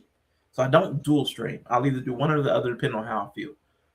But that's my current name channel over there on Twitch. Why do I change the name or why do I stream differently? I change the name just for fun. I entertain myself. Like the internet is for me to entertain myself. So I have silly names. So some people take stuff very seriously, not me. I'm very unserious about so many things. And it's probably backwards. I'm serious about the silly things and I'm silly about the serious things. I'm probably a little twisted in that regard, but yeah, the name change just for funsies. And I've settled into a Gooner status, so everything's got Gooner in it or goon or gooner. So like I'm it's a theme. I love themes. If you stick around, you'll notice I love themes. But you know, I'm stuck in that. But yes, you asked a question real quick. What do you feel? Because also Twitch has swords, so not even just the wrench and the shield. As far as mods, how do y'all feel about this Yella where we do the wrestling? Good looking out. How do y'all feel about the shield, the wrench, and now the sword? Because somebody picked up a sword. I can't remember where I saw swords at. I'm pretty sure it was over there on Twitch. Twitch got swords. Twitch got swords. So there's swords on Twitch. There's the wrench on YouTube, and then there's the shield too. So how do y'all feel about that? Which icon most fits the wrench, like for y'all? I hadn't even noticed. Of course. I feel like they all kind of fit. Like, you definitely need a sword instead of a wrench to be a mod over on Twitch, because you don't really have to fix too much, right? The stream is typically itself, but the trolls that do come in are the worst. Because they come in guns blazing. Now the wrench on YouTube makes sense because you got a lot of link droppers, you got a lot of people putting in links, you got a lot of it's a lot of stuff going on for mods to do. Plus the trolls over here too. Yeah, that's facts. Yeah, there's much more wrenching or work that can be done on YouTube, because I know on Twitch almost everything has to be done through the streamer, but they also have interfaces that people use to stream for them to do that stuff within the context of like OBS or stuff like that. So you don't really necessarily need a mod for a lot of that stuff. So it kind of makes more sense to not need somebody doing a lot of tweaking. I kind of like though having a moderator that can work some things in the stream. So I kind of like the YouTube wrench method where there are certain things that they can do. I honestly would like all three. I would actually like, because you've got me into this stupid NBA 2K, I would like specializations. Like, why not all three? Somebody who can work some of the systems for the stream would do the wrench. And then somebody who's a shield, just a swatter. Just swatting comments or something like that. And then the sword for like somebody that's a timing out people and somebody that, you know, like you can separate powers. I think the shield on Twitch is what is that? VIP. Ooh, okay. So you protect it. So that's why you got the shield. Yeah. You don't got mod powers. You don't got mod abilities though. Okay. So that's what you are, since you wanted to be since you didn't want to be a mod. That's not what happened. That's not what happened. That is exactly what happened. Twitch rolled out an update where every time I logged into your channel, it was doing mod notifications, and it was annoying. I try to get into the stream, and there's like a steady stream of pop-ups. There's the pop-ups that this is happening, and then there's the mod pop-up, and then there was another pop-up, and then there's the ad possibly. It was too much. So the mod one was new. I wanted to get rid of it, so I was like, I put /unmod, and it actually unmodded me. I didn't even know it would work, and that was that. That's what happened. Didn't even know it worked, but I was so annoyed. I was like, unmod. It was like that Freaky Friday wish. I wish I wasn't here. Boom. And I wasn't there anymore. It was kind of like that. It was just like shout out to a tripod here. It's good to see you, bro. Yeah. But Bree didn't notice. Yella said you already used a different one, but I do wish we could separate mod powers. A shield or a badge? That's a great question. Because there are people I would rather do streamy stuff, like put up a poll or stuff, and then other people I would rather like monitor chats, because some people have different temperaments. So I wish I could separate. That'd be dope. That'd be dope. You've been unmodded more than 5 times. See, Bree unmodded me, and Midnight Snacks unmodded me, but I didn't take it personally. I just sat back and watched as their channels imploded with chat bots and viewer bots. Yeah, that's true too. So being able to mod on Twitch, that was actually kind of cool. I didn't expect it to work. I was just annoyed, but then I missed it because people would pop in and I couldn't remove them. Yeah, that's true too. That's true too. Okay, all right. So Bree, I think Yella asked. He answered his physical questions. He's got the biofreeze on Neil. What about you? Were you ready for the physical changes? Is my mic off? Oh, okay. My mic's off. Hey, y'all can hear me. Hey, we can hear okay. You. Wow. So and we heard what you said about men, and that was not cool. Physical changes. I didn't quite get the antibody I thought I was gonna have by now, so I'm kind of low key mad about it. It's like, damn. But more back pain if I turn the wrong way. So definitely got to keep up like Pilates and stuff. Okay. So yeah, peace out. Definitely waiting on the antibody to load. Get that auntie chin or something like that. So I thought I would have it by now. So that's probably the most shock. Thought I would have it by now. Looking forward to it. Like I'm like happy about getting old. So I don't. Happy about it. Yeah. Mm-hmm. Yeah. So I be bummed when I don't get like what I thought. Oh man. It's kind of backwards. I'm getting gray hairs now. I thought I would have more by now, so I'm actually shocked I don't have more. So yeah. How do you feel about gray hairs? I know you said you're excited about getting old, but are the gray hairs? Are you also excited about that part? Yeah. And where are they coming in? Are you getting a streak? Is it patchy? No, we kind of do salt and pepper like first, and I think it's the coolest thing. And then like hair color also show up. Like it doesn't hold hair color as well, but some colors do show up on it. So but we usually salt and pepper for a little bit. I have some, it's my job. It gives me more grays because it's stressful. But I thought I would have more gray hair by now. So yeah, just like Yella said, the random pains, and I'm kind of surprised I don't have. Like to me, I don't know. It just feels like when I was younger, 40 might have been older, but maybe I just didn't know who was 40 and who was like actually old because I was a kid. Yeah. But I thought 40 would be a lot older than what it feels like. Actually, it's definitely different. The times have shifted because 55 used to be the senior citizens, and people that are 55 now. Yeah, that's what I'm like.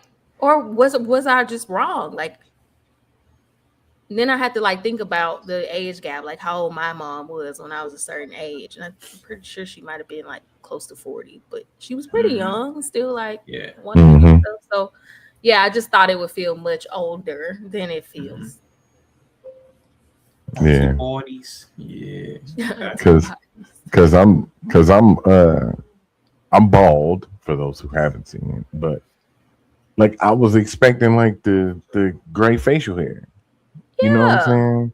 Ooh. And I'm like, damn, I got this little corner over here with like maybe like 6 or 7. Yeah, like it's like 6 or 7 right over here, which is cool. I like them, I think. But then it's like you watching, and I think that's also something that we, and I might, be speaking for Bree, but you could, tell me if I'm wrong, because you're saying kind of the same thing that I'm saying. There's something about growing old that, like us at our generation, millennials turning 40, like we okay with. Yeah. It's wild seeing like the 50-year-olds and the 60-year-olds not be okay with getting old. Yeah. Right. You know what I'm saying? Because I've seen we've lived through like 3 apocalypse, so yeah, I think we're kind of like, we didn't even think we'd make it. Right. Nigga, we made it. Right. We lived through a lot of stuff. You're like, oh my God, we actually are here. This is cool. Yeah. We're approaching. Right. You're approaching. Your approach to 40 is 360 plus days away. Please make sure your seatbelt's right. We're like, dang, we really didn't 9/11, the housing market crash, COVID, bitch. Yeah. Shoot. Yeah, that's real. That's in real. There. Yeah, because I seen this guy. He was buying some of the beard dye. And I'm Right. like, really, dog? Like, we still doing it? Mm-hmm. Right. We Hair still dye. doing it. Now I do like a Yeah. hair dye just for like visual interest. It's not the cover grades. I don't care about that. Yeah. Yeah. If you're doing it to like stand out or be like, you know what I'm saying, eccentric or something, cool. Right. But to just dye the beard black because you basically that's what beard color. That's specifically what it's for. Like now I know some of the older Cover men. it. Right. Now so like my pops wants to dye his white. It's already gray, but he wanted to pop a little more. Yeah, you want that silver. Mm-hmm. Now I'm with Silver that. pops. Yeah. Right. Yeah, I'm with that. Now if he went black trying to like turn it back, I'm a roast your, I'm a fry your ass. Like I'm gonna smooth fry your ass. And that's what Buddy had. Buddy didn't have like the I'm gonna make it white. He was maybe about 40 something, 40, 50 something. He wasn't that much older than me. Probably a couple years older than Rashawn. But he was getting it black. Like you know what I'm saying? It was like he was trying to cover the grades. Mm-hmm. And I'm like, man, come on, kid. What we doing, man? There's got to be a line. I'm super okay with a hairpiece. I'm okay with that. But we ain't dyeing the beard. That's just weird.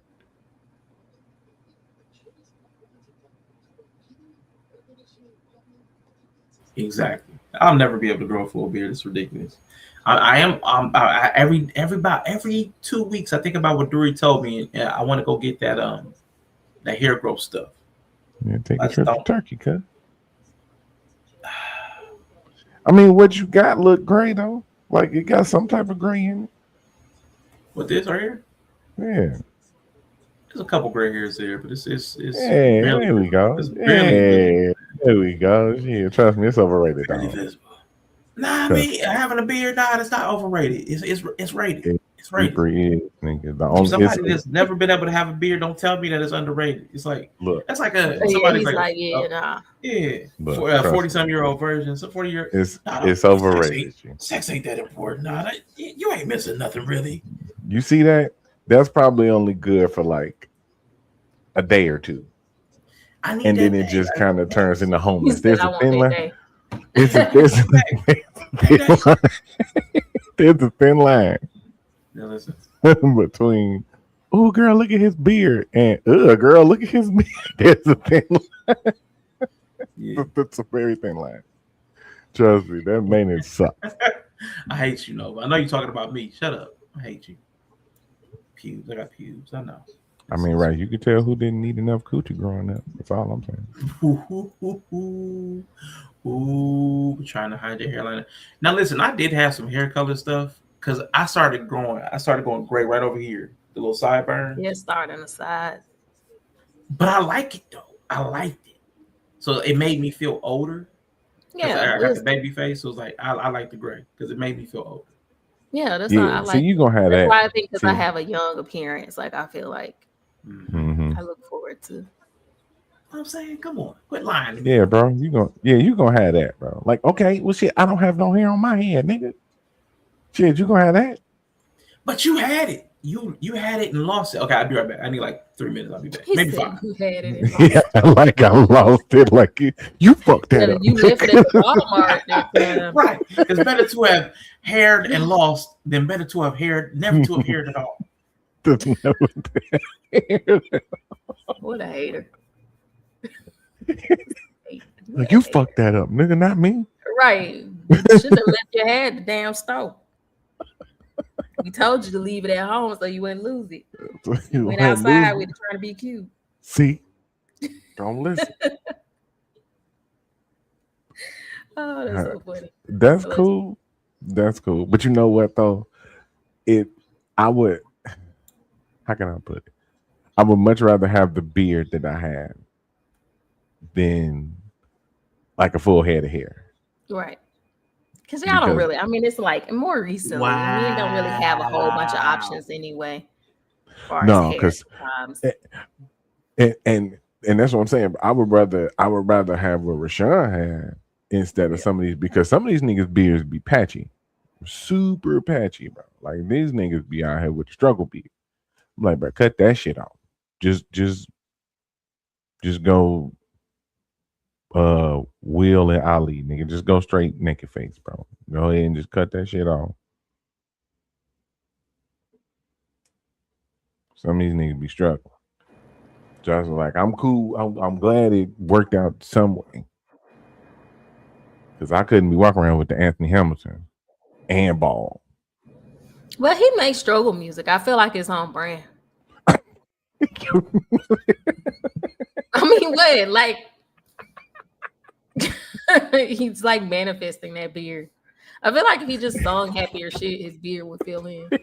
I'm just sorry. Like, it's not true.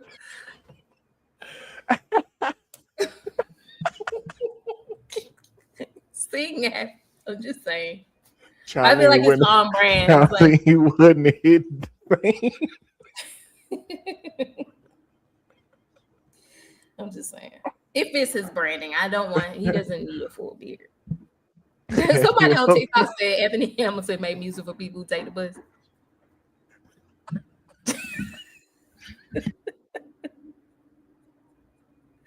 Oh my God. I don't think that grows a beard out.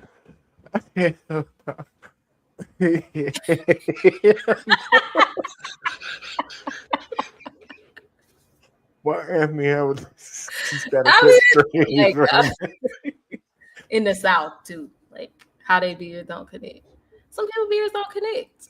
Isn't it like a hereditary thing? Man, I don't know. Kind of like how Asian men don't grow like super crazy beards typically. Like they have that. Yeah, like their side beards isn't really like a thing, but they do have that like chin one mustache real good. Nah, man. How they beards don't connect though. Yeah, it is wild. Like I can't even do that cut. And I know I'm really trying to stall till Rashawn get back. I don't do that little cut part. You know how some dudes have they beard cut where they got the little drop off just before it connects to their lip. I couldn't do that. If I had that, oh my God, I would never wear a beard. I would never. Yeah, I think the men who have that, they just kind of let it go and they like, okay, I'm just gonna work with the beard I have. Yeah. Or like there's certain. I feel like there's like a style for whatever your beard pattern ends up being. Yeah. Oh, she got hip pain. Lauren got that hip pain. I'm telling you, my hips be woo. Hips be flaring up. They on fire right now. My shit hurt right now. I be in the bed like press my hips real good. I feel like when you get 40, you're like, this is what marriage is for. Like I feel like we got it wrong. Like this is where you really. It was never meant for the 20s. It was meant for when you old. It's like when you're in bed, you're like, oh, my hip hurt. I need somebody to press it real good. Like that's what marriage is. I mean, patchy is genetic. That shit look trim because it's unpleasant to look at. Well, now you can build a beard. Yeah. Some beards look connected by Bluetooth.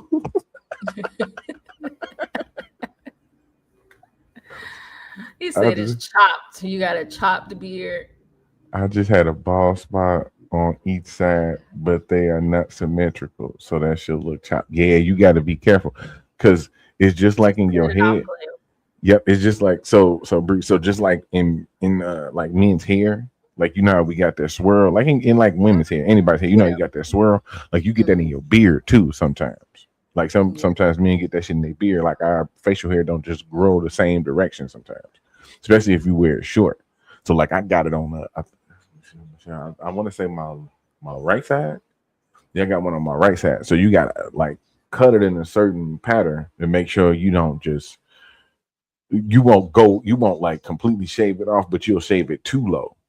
And now it looked like you got this little bald spot right there. And if you eventually have to cut it off. And that, oh man. That's what I'm telling him. Like, you don't want this, dog. I ain't choose this life chose me, nigga.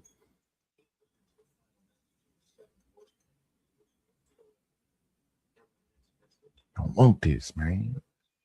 Any other body changes? I feel like it's just the soreness starts to set in mostly, and we're not as old as we think or we thought we would be. Are them muscle fiber, them fast twitch muscle fibers? What Yeah. about them? Yeah, your reaction and shit. You Oh getting yeah. out of the way and shit, avoiding shit. Oh yeah. Man, look. That was never great for me. So. Man, look. It was about that was about a year ago. But it's still close enough to 40. I was 38, goddammit. No, I was still 37, but still it's close enough to 40. Falling don't hit the same no more. Oh yeah. Man, you look. ate the ground. Ate it. Man, You look. was out of commission for a little minute. I was fucked up on some shit that I typically would have fucking just rolled through and took like a fucking G. But I slammed so hard, and I got up and I was like, all right, I'm good. And body was like, shit, the fuck we ain't. Right. Absolutely not. Stub toe lasts longer than usual. Yeah. Yeah, man. Them little injuries, boy. Them little injuries, I be terrified. I be tripping at work like, oh, it's over. It's over. I be so scared to fall. But yeah, sometimes I'll lift the patient and I'll be like, this is gonna hurt tomorrow. You know. It's like when the hospital gives you all those classes about how to properly lift, it's for the 40-year-olds. For real. I never got it when I was younger. I was like, oh, what are they talking about? You know, you start to get 40, you're like, oh my God.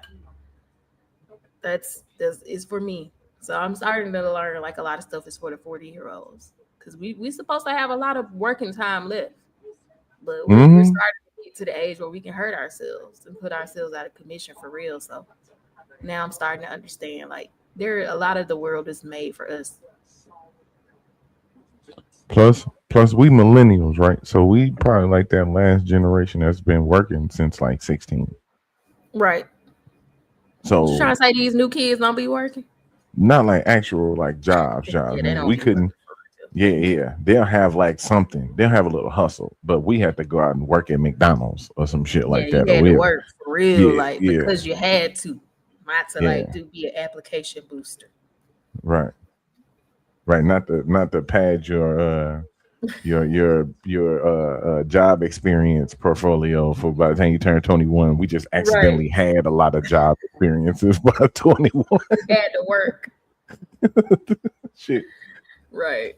That's why niggas was store managers by 22. Been working. I was working at like what, 15? Facts. Yeah, we gotta protect our old self. Absolutely. Yeah, but I've been working mostly, pretty much since I was 15. So right. That's 20 something. That's down to 20 plus years in the game. Yeah. Yeah, hell no. Yeah. 20 plus years in the workforce is a long time. That is a long. I can't retire yet. That's why I be feeling like I'm ready to retire. They be laughing at me at work. I say, I got about 5 more years out of me. Mm-hmm. They be like, ha ha. You got I can't do this past 50. I can't do this past 50. Right. And I actually got more than 20. If retirement is 65, absolutely not. Y'all, that's crazy. Yeah, 65. That's 25 more years. We got to double our 50 years in the workforce, nigga, before I can retire. Right. And then die 10 years later. Like, get the fuck out of here, bro. Maybe 10 years later. Come on, bro. Come on, man. Come on. Nah. That's crazy. That's crazy. Actually crazy. I work with people who are like 70. It should be like 30. They should have this shit already set up to where it's 30. I've been working since I was 15. And you shouldn't have to make no crazy ass amount of money to retire by the time you 40. 40 is a good age. Yep. Since we talking about 40 is a good age to just be able to. Or I shouldn't have to start working till I'm 40. Yeah. Just saying. Universal basic income until you're 40. Facts. Because that's why we got wisdom teeth. Right. Because we used to not mature until we was like 40 something. We had bigger jaws and shit. So that's why we had to, you know what I'm saying? It's crazy. So maybe we wasn't built for this shit at 40. I'm not built for this. I say that every day at work. I'm not built for this, guys. I know I ain't. Y'all got like 5 more years of me. Y'all not gonna see. Like, they be talking about how many years. I'm like, weird flex. I've been a nurse 35 years, girl. Weird flex. That's Right. bondage. And you still fucking up. Right. You still here? It's not the flex you think it is. I promise it ain't. It's really not. Because I'm here now and I'm looking at this shit like, y'all got to be crazy. You've been here 33 years. That's crazy. This Latif song still have. When they set the retirement age, 62. We don't live forever though. That's propaganda to make us work longer. Your quality of life greatly diminishes after a certain point. So it's like, they don't even count. It's like baby years. They don't really count.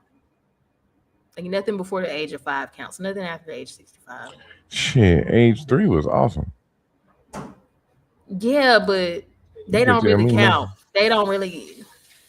I ran the world, nigga. I could walk. I could Right. talk. I could hold my own baba. See, you talking about, damn, I've been working for 37 years. Sound like 3 more years, you should be retired. Yeah. I had fucking servants that was like bigger than me. I ran the world at 3. Exactly, and you don't even remember that for real. Yeah, it was best I done. Yeah, I think if you work for 40 years, you should retire. 40 years in the workforce is a long time. That's plenty. But I don't think I'm gonna make that. I don't think I'm not gonna make it. Yeah. I'm not built for this. My bone structure wasn't built for this.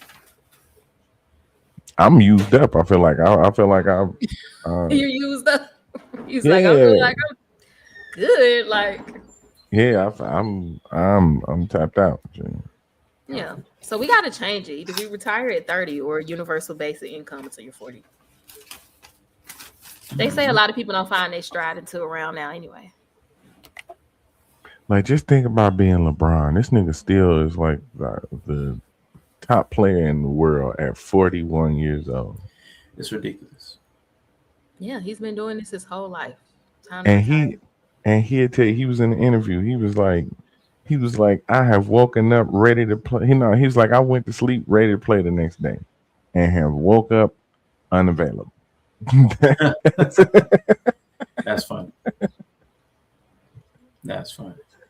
Back to backs, nope, they don't exist for him. Yeah, but it's weird to see though, because he'll do that during like the regular season and pace himself, and then you'll see what he's doing now in the playoffs. He just fucking kill it. You know what I'm saying? He's fucking going crazy. So it's I don't know. We at a time in life where we can still do it if we absolutely push our bodies to it. But boy, are we going to pay for it. You could do it, put your back into it. Yeah, and that's literally what ends up happening. We sacrificing our back. Backyard.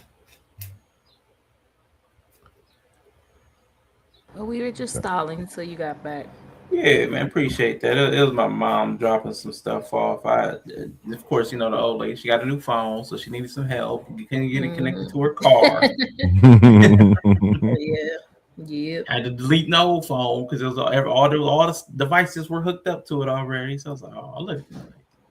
Let's go. Yeah. But she was able to get upgraded to a 17 for only like $158 on her plan. I was like, good job. Let's go. Think you ripped off. No rip off. Shout out to Laura with the 95 streams in a row. Yeah, almost to 100. Almost 100. Yella, it's me, special. Oh, excuse me. I'm sorry. The hot chocolate. So. Let's go. My bad. Sir, with the special. Nah, with the special. Nah, 95 special. Let's go. The 95 special. Let's special. Go. Let's go. Let me go flex on Yella channel real quick. Whoa, boy. You're gonna get banned. We're not. Yeah, I told y'all. Don't do it. See, don't. That's great. Do it. Time out. Ooh, good old beef curtains, boy. Good old beef curtains. Love them. I was saying, I was gonna say, look, I've been dunked on one time, and it's because I wasn't looking. If I see you, I got 5 fouls. That's what I keep saying. Yeah. I got 5 fouls, and I don't mind using them. Mm-hmm. I can shoot free throw. And if the game a certain way, all right. So both of y'all did a group question. So this one's gonna be just for Breeden and Yella. I got one for you. So Breeden. What? Damn! What would I do? No, he Nova flexing. Yeah, Nova. Yeah. Oh, 50 month. Oh, shout out to Nova with the 50 months in a row. Oh, sub streak 50 months in a row. Y'all niggas been around for a long time. We've been around each other for a long time, y'all. Wow, love my nigga. Let's my go. Nigga. My nigga. Let's go. Shout out to you. Yeah, for real. Dang. Woo. He came over to Twitch like this, man. He was like, "Oh, we putting stats up." When there's some shit to be won, goddamn it, I want it. I don't give a fuck what it is. You know what I'm talking about? I take no prisoners. I go hard doing this shit. Big dog, big nuts. When names is on the motherfucking board, I want to see my name at the top of that motherfucking. Next to it, it needs to say winner. Right. Right. There you go. Right. Right. They go Naya say she's sitting at 150. She's saying 154. Yeah, let's go. I ain't got no streaks. I ain't a loyal bitch. That's currently really second all time. I got the streak for the least amount of streaks, as long as my right. Right. Bree got the streak for the most times I might not show up. Right. That's every day. Bro, I'm almost 40. I'm not gonna lie to you. Right. That's every we day. hear about streaks or showing up somewhere every day. She like.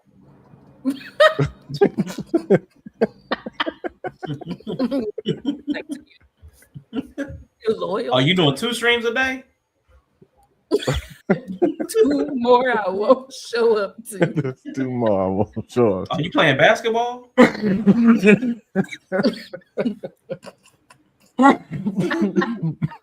Oh, you watching wrestling? Come play Fortnite. Come play Fortnite. Wait. Come play Fortnite. Wait.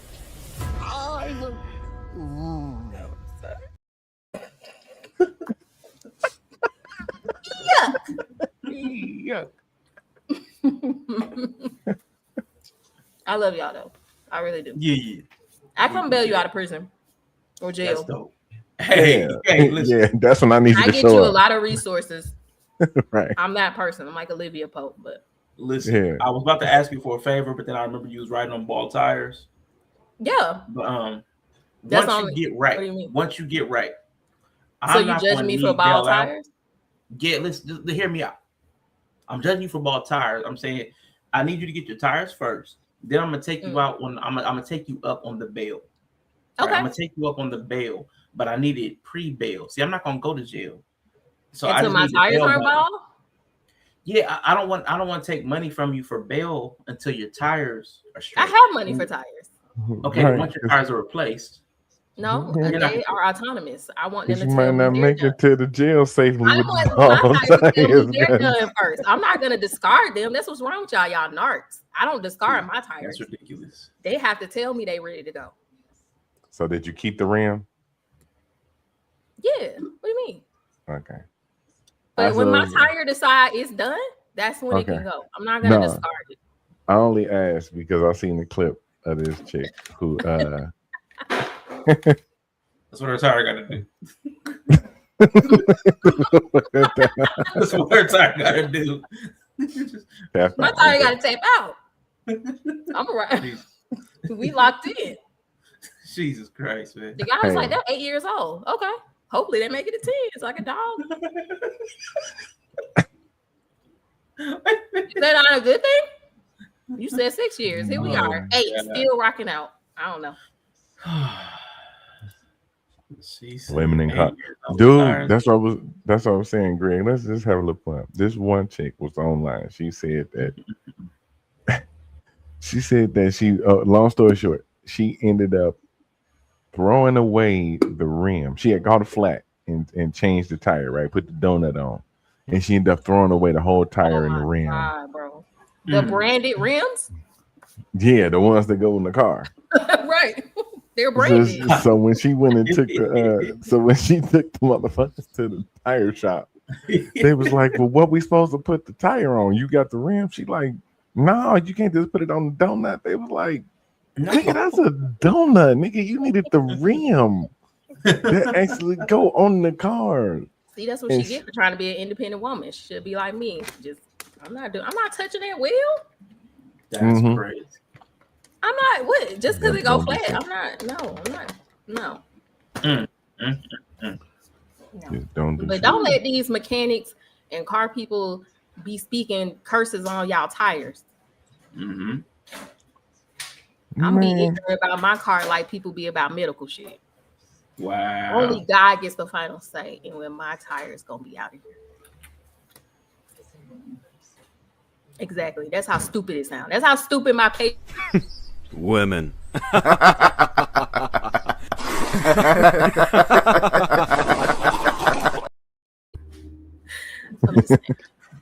That's how stupid your patients sound, you said?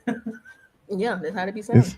It's a real thing. I don't know why. And it's not, maybe it's just the way the universe is set up. Maybe y'all have too much on y'all plate to really worry about that shit. And I can understand that.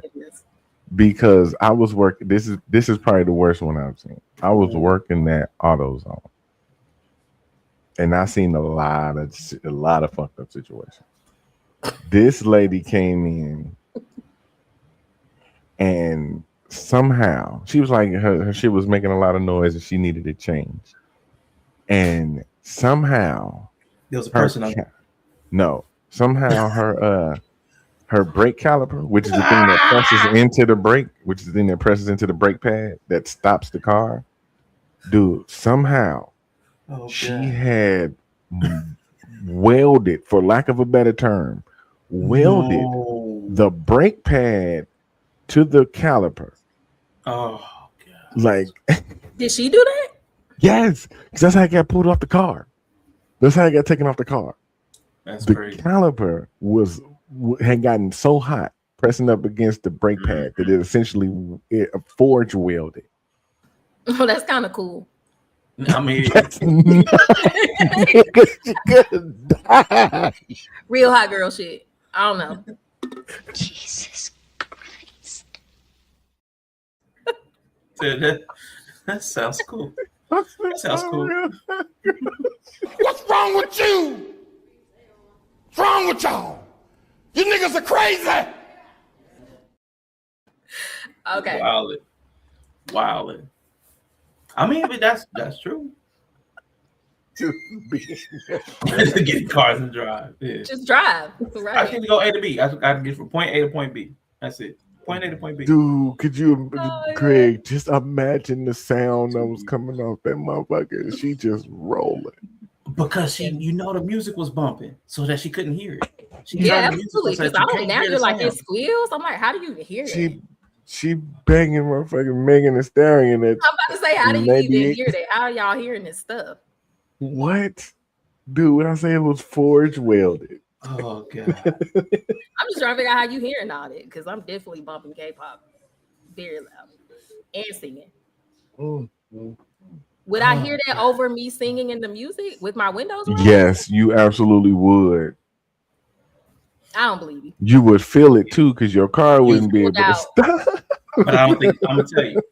Because I'm familiar with my mom's car. So the other day, I got in her car. I can't even remember why. I got in her car to do something. Shit. And I drove it around the corner. I was like, something's off. And I was like, it's pulling really hard to the right. And I'm sure, Brie, you know what pulling really hard to the left or right means. Right. Okay. Just got to make sure. So I was like, did you get an alignment or something? And she was like, yeah.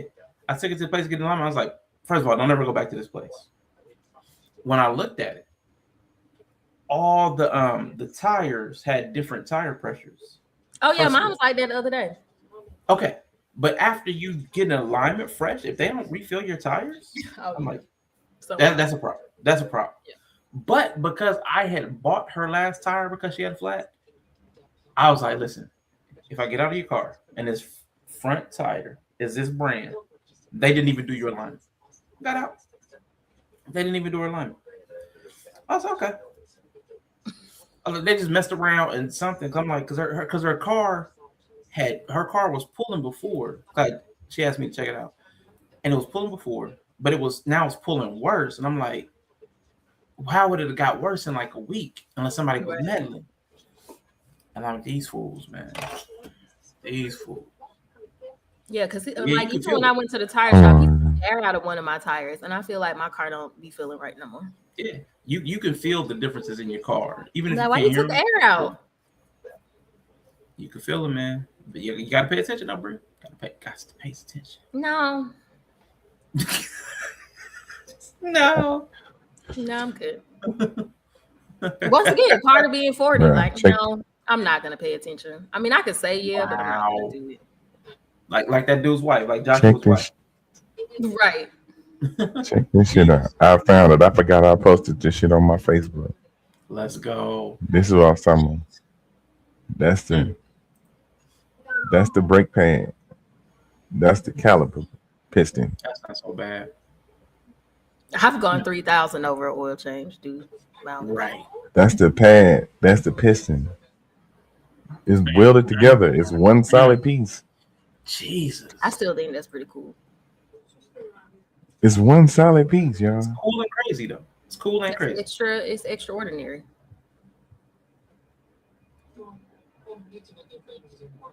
That is wild. Let's all agree to never be created again. You see us pushing through the back. That's the piston pushing through the back of the Look at God. Of the brake pad. That is crazy. That is crazy, man. People should be living dangerous. I don't even know where that is on the car, so I would have no way of knowing that. I'd be like, where is that? I don't even know where that exists. You don't know where the brakes are? No, I literally don't. I just know they work. Breathe. I'm not gonna go look. So breathe. Literally, if you can't see it, like without being over and getting close. No. I literally don't know where it is.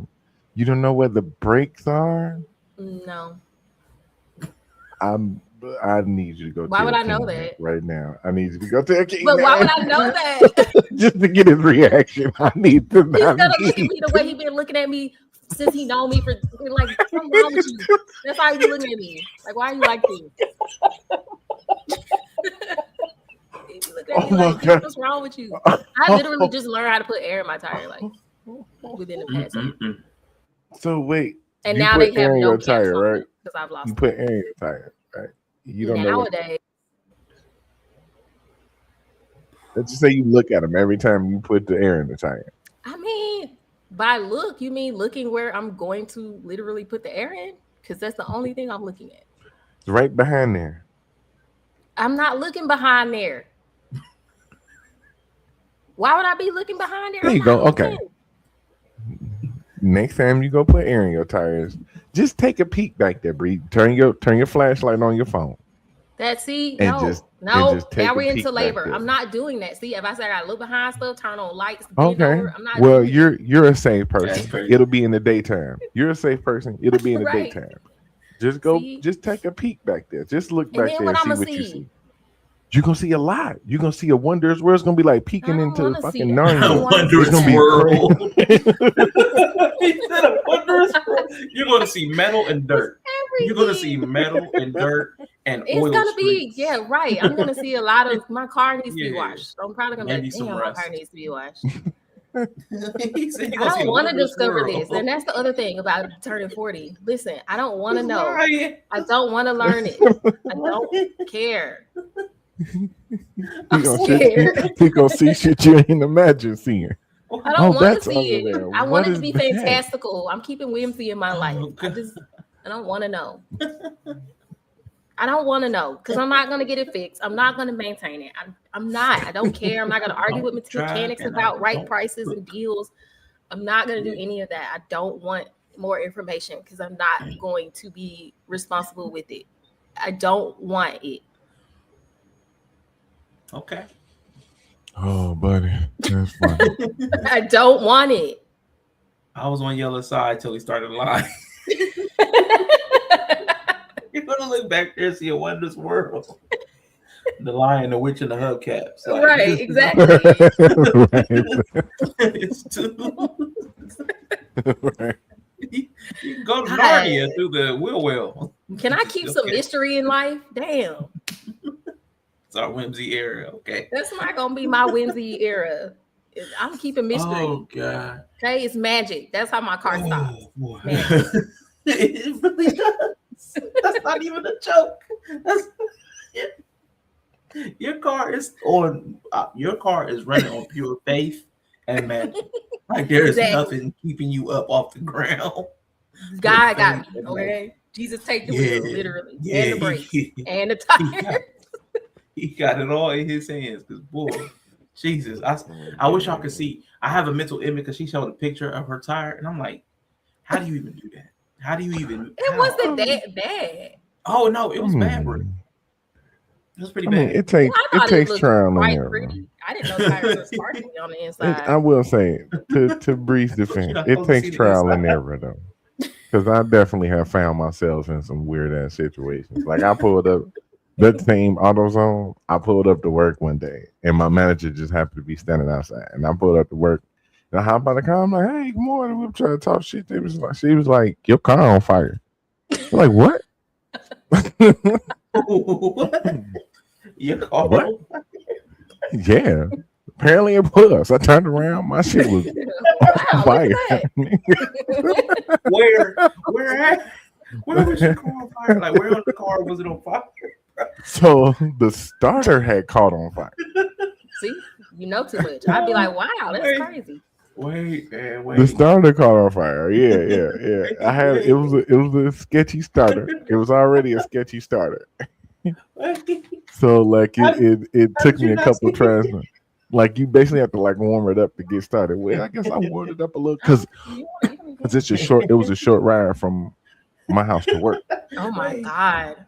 So it wasn't like it wasn't even like I was even seeing the smoke. I just pulled up, nigga, and when I got out the car, I didn't even look at the car. I got out, closed the door, just started walking towards the door. The manager was like, "Your car on fire."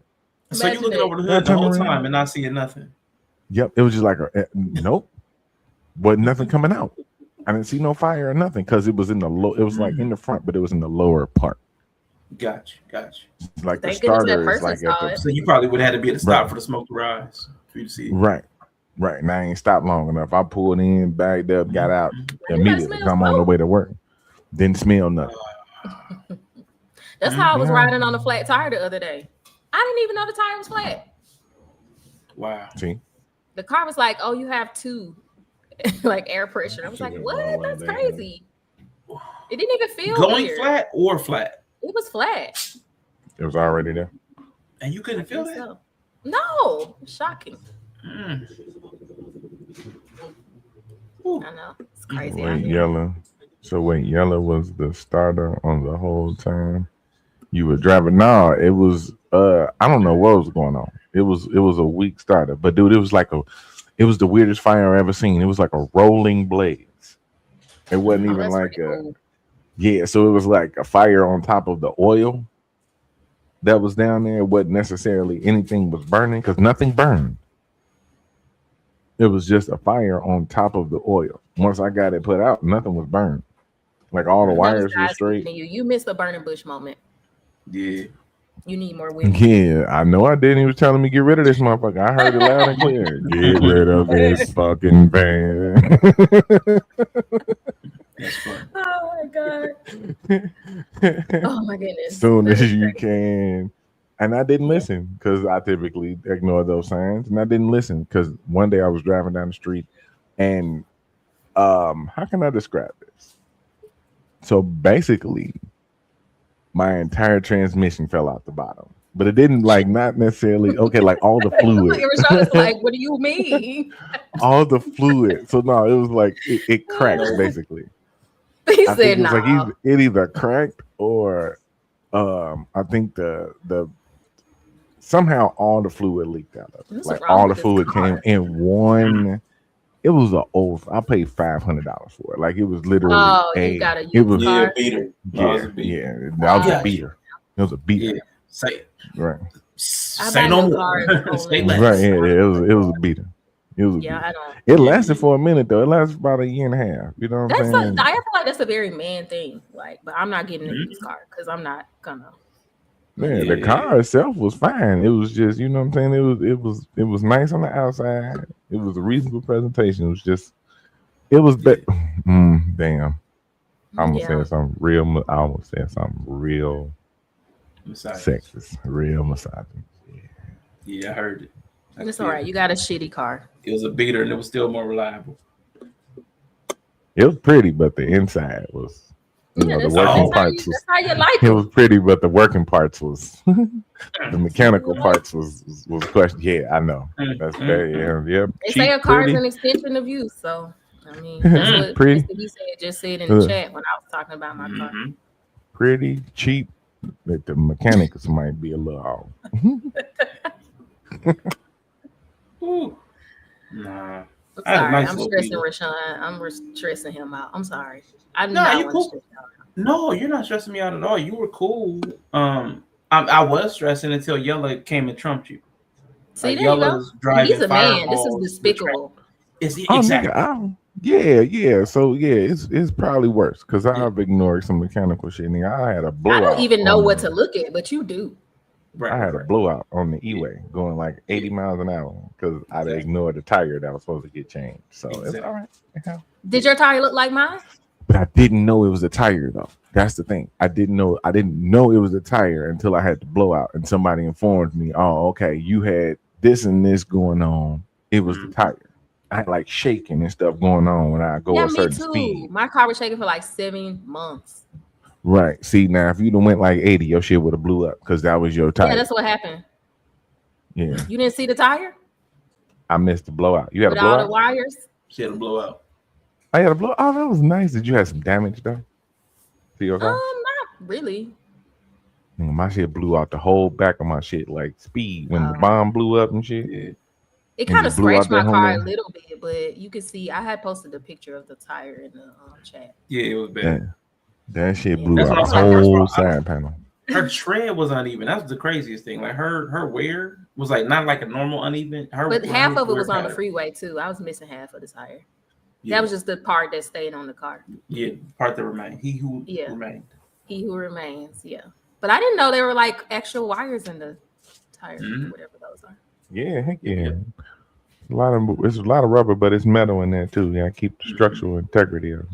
Yeah. Stop car shot. It wasn't violent. It was gentle nudge. It was like a light. It was like a twerk. I don't like this. Right. I don't like this. Like a gentle wake up. Yeah, like I'm here. You know. I wouldn't describe it as violent. Yeah, that's true. Shit, I drove a car till the wheel literally fell off. Man, y'all tripping. The axle broke on that bitch. Like I was driving. Okay. Worse than me, and you talking about me? Yeah, but see, okay, he's driving. He drove a Fireball with the transmission falling out. But see, here's the thing. I as a man, I knew my car wasn't shit. Okay. Yeah, you knew which is exactly why I don't want to know anything. Right, you just don't care. It's a difference. You got a man there to fix it, and still won't say nothing. That's different. I don't feel like I should have to say anything. What? I don't. I feel like I shouldn't have to say anything. It's a shared car. That's why it's different. I know my car ain't shit. If I choose not to fix it, that's on me. Like you as a woman, like you got somebody who would take that job. No, like who would take on that responsibility. If it's a shared car and it ain't happen. Yeah, if it's a shared car and it ain't happen, yeah, that's shared car. Well, yeah. I mean, well, you know. Yeah, I'm not gonna say nothing. I don't give a fuck. He like fuck it too then. Right. And I'm not gonna like try to reformulate my DNA and essence to give a fuck. So like I'm cool. Like I'm cool. I I ain't mad The at only that either. alternative is someone else caring more than Tell me. them, Greg. Got the money to I get it fixed. do Won't have fix the it because money. they petty. Just being Y'all petty. don't hear me. We talking about turning 40 and the All right, wisdom Lord. that comes with that. At some point, you have to accept who you are. Yeah. Okay. Yeah, That's part real. of being older. You have to accept who you are. Tell us about that, Bree. What lesson have you learned about being who you are at 40? I'm Tell us not about it. self-improving. You're not self-improving. Okay. No, I don't give a fuck no more. Like, I have self-improved Let's go. and I'm doing pretty okay. Now I Okay. can improve outside things. I can external improve. But I'm past that phase of life where I'm trying to rework my brain and take on new belief systems and restructure realities. No, we're done. And I've had plenty of time to do it. If I was gonna do it, if I was gonna be a car girly, I'd be a car girly. If I was gonna be a Fortnite girly, I'd be a Fortnite girly. If I was gonna be a person who threw away the corners of my ramen packs after I opened them, I'll be that person. I'm not that person. Yeah. I'm not gonna be that person. I hear you. I like it. 40 years and I haven't become that person, though I know that these things aren't good personality character traits, that means I'm not gonna do it. I'm not gonna pretend I'm gonna do it. Let's go. And that's where I am. Okay. Is that a bad thing? I don't know.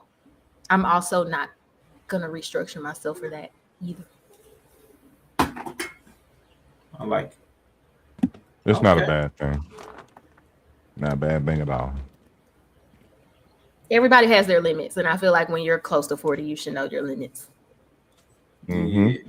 And learning how to work with them instead of like beating new limitations. Like, you can't always expand, you know? Yeah. You can't always expand. You can only cut and make more space for things. But if you've been in a constant state of improving and all this stuff for 40 years, you might not be able to make space. Yeah. I'm with that.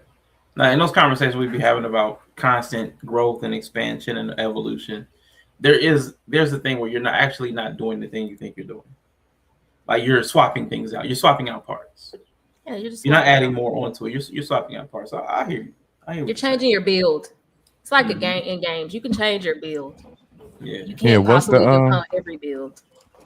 What's the boat analogy? The ship of Theseus. The ship of Theseus. Yeah. Yeah. Mm-hmm. Yeah, ship of Theseus. Yeah, you constantly pulling out planks and ship changing the rudder, get rid of this, get rid of that, and placing it. And yeah, eventually you've evolved and changed, but you're still a ship. You're not like all ship. You're not the biggest ship ever because you kept expanding. You know, you just change some stuff out. At some point, that's why you need people. I think for me too, I accept that. Like, you need other people. Yeah. So, and that's why you should have a village, or you need other people. And that's why I think sometimes with the way people are individual and I could do everything by myself, like that's those same people who feel like they're constantly improving. You feel like you need to constantly improve because you trying to do everything by yourself. I am not doing shit by myself. I don't even have a desire to do that. So therefore I don't need to expand to encompass everything. Okay. Yeah, because I seen the ad just last night of this older lady, say around like 60, maybe 70. Okay, actually older. Okay, cool. And she was nice looking, but she was trying to explain like reinvention. And the words just been stuck in my head. And she said, I don't reinvent myself to keep up with the times. I reinvent myself because I know exactly who I am. And I'm like, that makes zero fucking sense. How you know who you say are? It again. Hold on. Say it again, baby. Say it again. Right, Bree got me. Say it again over time. I can also focus on trying to focus. I missed. Yeah, my bad. She was talking about, like, you know what I'm saying, why she keeps being youthful, stays with her youthful look, you know what I'm saying, keep herself up. She said, I don't reinvent myself to keep up with the times. Okay. I reinvent myself because I know exactly who I am. Okay. And what did you say, Brie? Why are you reinventing? Are you a reinvention? Is that who she is? Yeah, because That's the only way that makes sense. yeah, Right. it doesn't. Yeah, That doesn't make sense. because you know who you are. Makes Why would you zero sense. reinvent yourself? Why do you Right. need to So are reinvent you ain't yourself? shit? You don't like yourself? You know who you Right. are and you don't like it, so you Yeah, reinvent that's the only yourself? thing that Is makes that sense. why Yeah. she don't like herself then? Yep. Right. Yep. It's Like, I like know the exactly who I female am. Let me version of the change this. stranger. Let me change Right. this. I know exactly I who She I know don't am. like exactly who I herself. am. Swap. I mean, a lot of people don't like themselves. That's why they're constantly trying to Absolutely. become better, Trying to change. Yeah. change, and take on character traits they don't have. Yeah, for sure. No, I'm with that. I was just trying to gather instead of trying to unblur myself because it's not going to work. That's why I unplug my camera. What about you, Yella? What have you accepted about yourself?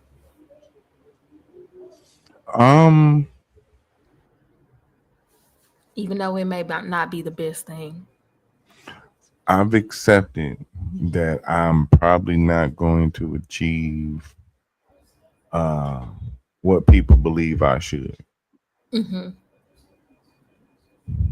You know what I'm saying? I'm Do not you even going to. desire what people think you should? Good I question. mean, in a way, yeah. Okay. Because I wish things was like better for myself in a certain way. Like I wish I had some things more together that would meet the status quo for some shit. Okay, so let me get more specific. Let me dial it in. Let's go. I'm not going to achieve what people think a man should in life, and I'm okay with that. If I don't ever do that, I'm okay with it. All right. That's fair. I think that's a harder thing to come to. That like if you actually kind of believe it too, and then you're like to accept that you're not do that. Yeah, because I know what the I kind of got the idea of what like the standard for men is, and I'm probably not going to achieve that. Yeah, I think some people never get there, so that's why I think that's good. Like they still strive to be the thing that the other a woman should be this, or people still looking, they stay looking for it instead of just accepting it may not be they lot in life. Yeah. But I have accepted that I don't want what I don't want to do. I got a clear idea what I don't want to do. Right. Okay. So that's solid. I'm starting to. Dang. So no, go ahead. No, I was just gonna say like I've realized the paths that I don't want to go down. That whole like learning from other people's mistakes. Mm-hmm. That shit's clicking in now. I wish it would have kicked in a little sooner. Yeah, I get you. But I'm trying to put that into my thing. I'm super conscious about that right now. So I respect that. Yeah, that bar ain't low, bro. Yeah, that bar ain't low. I was about to say, is that a low bar? Yeah, it's pretty high bar. I'm about to say to be good at them too. You didn't just say to be. You said be. But I think he didn't put many things on the bar. He didn't stack many plates on his bar. So his bar was light. Yeah.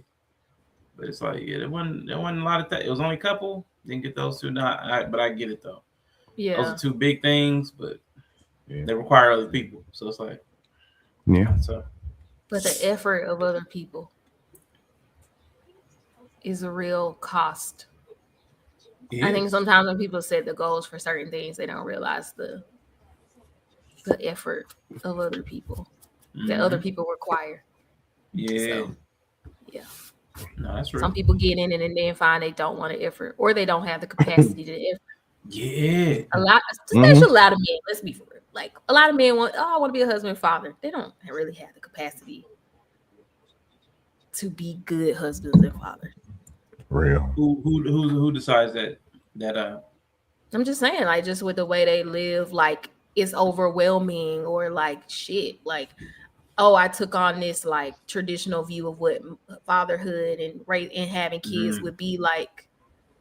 And then the reality of that role is that you don't have the energy reserves for all the other shit that comes with it that you couldn't foresee. I think that like it's overwhelming, and if you at the same time don't have a programming that overrides that, like a nurturer, or this is your job to literally care for the needs of others, like in this other unspoken way, like I feel like that's just, you will find it, you don't have the capacity for it. Like, it's not, if you realize it early on, you probably can find the capacity for it, but like depending on how late in life it happens, or you know, what are you hearing around you, you might not, bro, you might not have that capacity.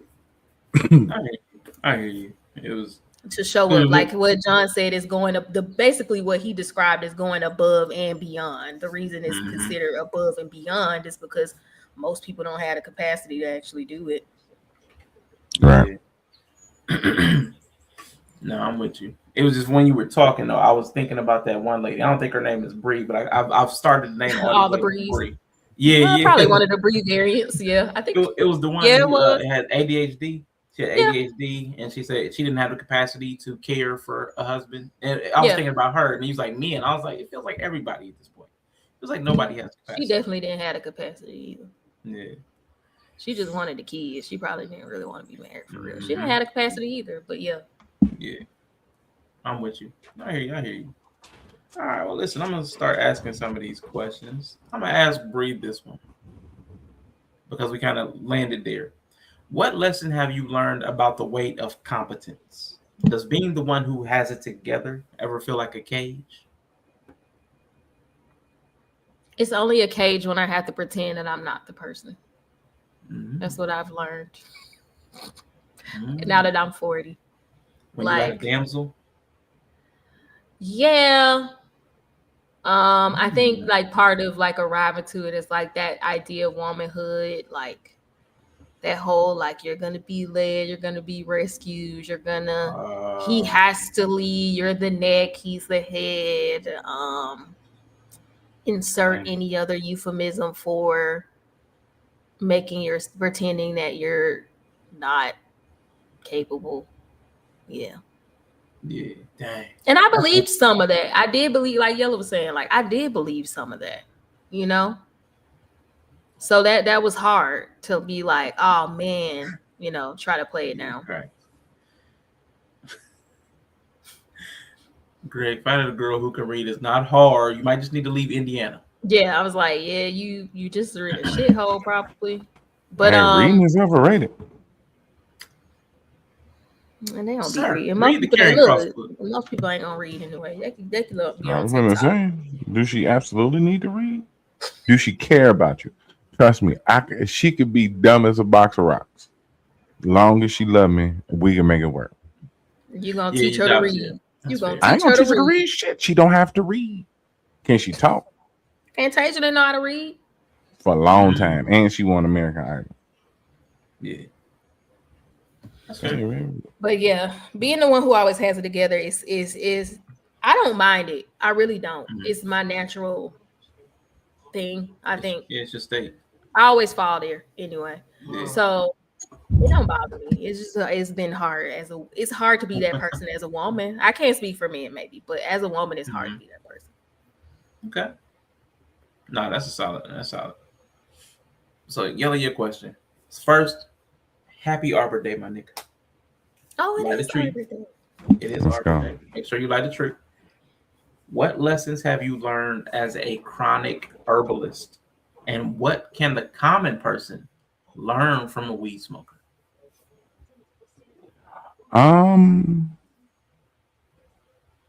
What have I learned as a chronic herbalist? That is the best crutch I've ever had in my life. Okay.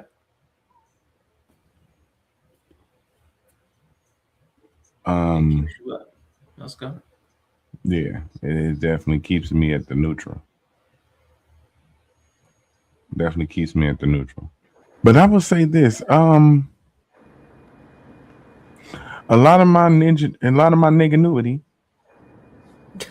has came from getting high, Okay. from smoking. Like I might not always have the like I might not always have the ideal tools to get the job done, but I find a way to get the job done. Like me personally, I'm still impressed with myself about figuring out the whole Discord thing with StreamYard. Yeah, that's kind of dope.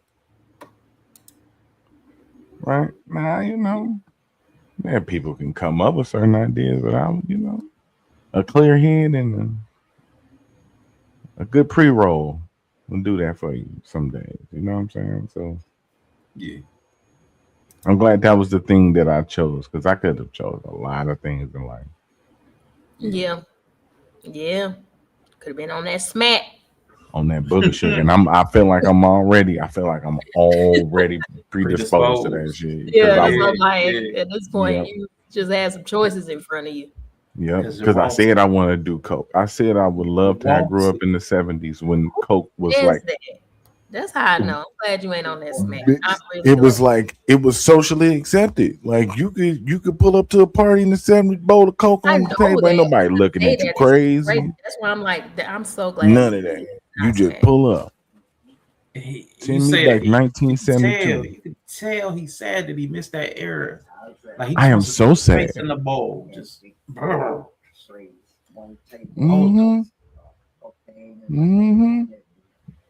It's crazy, man. Well, I'm glad it's weed. Thank goodness. Yeah. So, what do you think the rest of us, man, non-smokers, could learn from smoking? What do you think? What lessons can we learn from the lifestyle? Y'all would probably be a lot less on edge about some of the things. Y'all, you would find new things to be mad at. Okay. I swear I don't. No, like yeah. Sounds great. No, because if you notice, like I don't let life's normalities get me down. Like I don't let the standard life shit get to me. It's got to be the off-brand shit. I think deeper to what's gonna really piss me off. You know what I'm saying? And that's how you really get to know yourself. You got to find out what makes you mad, not just the shit that is just the regular shit that happens. Yeah, the standard shit gonna get to you, right? You know what I'm saying? So I feel like that'll help in one way. Fascinating. Okay. Yeah, that is interesting. That'd be nice if it actually calmed me down. But I think because I'm so nonchalant, naturally it has the opposite effect on me. Yeah. I get really anxious. Yeah. My paranoia, it doesn't work well with my paranoia. I wish it makes me like super anxious. Mm-hmm. So. Okay. Hold up real quick. I'm trying to think. I think I mixed this question up. Hold up. Don't ask me. Next. Hold on. Hold on. I noticed the shot glasses behind us. Oh, yes, you are. Sorry, leader. I'm the leader. That's right. So you are a leader. Exactly, I am the leader. Thank you. I'm gonna have some Terramana this weekend. You are a leader. LITER. I might crack it open tonight. I ain't gotta be at work till 12. It is Friday. I crack that bottle open. This one is for Yella, but I have it in both. So I'm gonna ask y'all both questions. Where y'all from? Chicago, Atlanta. What lessons has your city of birth taught you? Let's start with Bree. What lessons has your city of birth taught you? Black people are awesome and varied as far as what we can accomplish and will accomplish. Okay. We got old money, new money, no money. We got all the spectrums of blackness around here.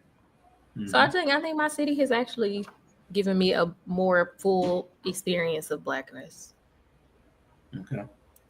which makes me very comfortable in it in more spaces where I think people who didn't have that would be more comfortable with their blackness. Like, I don't really code switch much these days.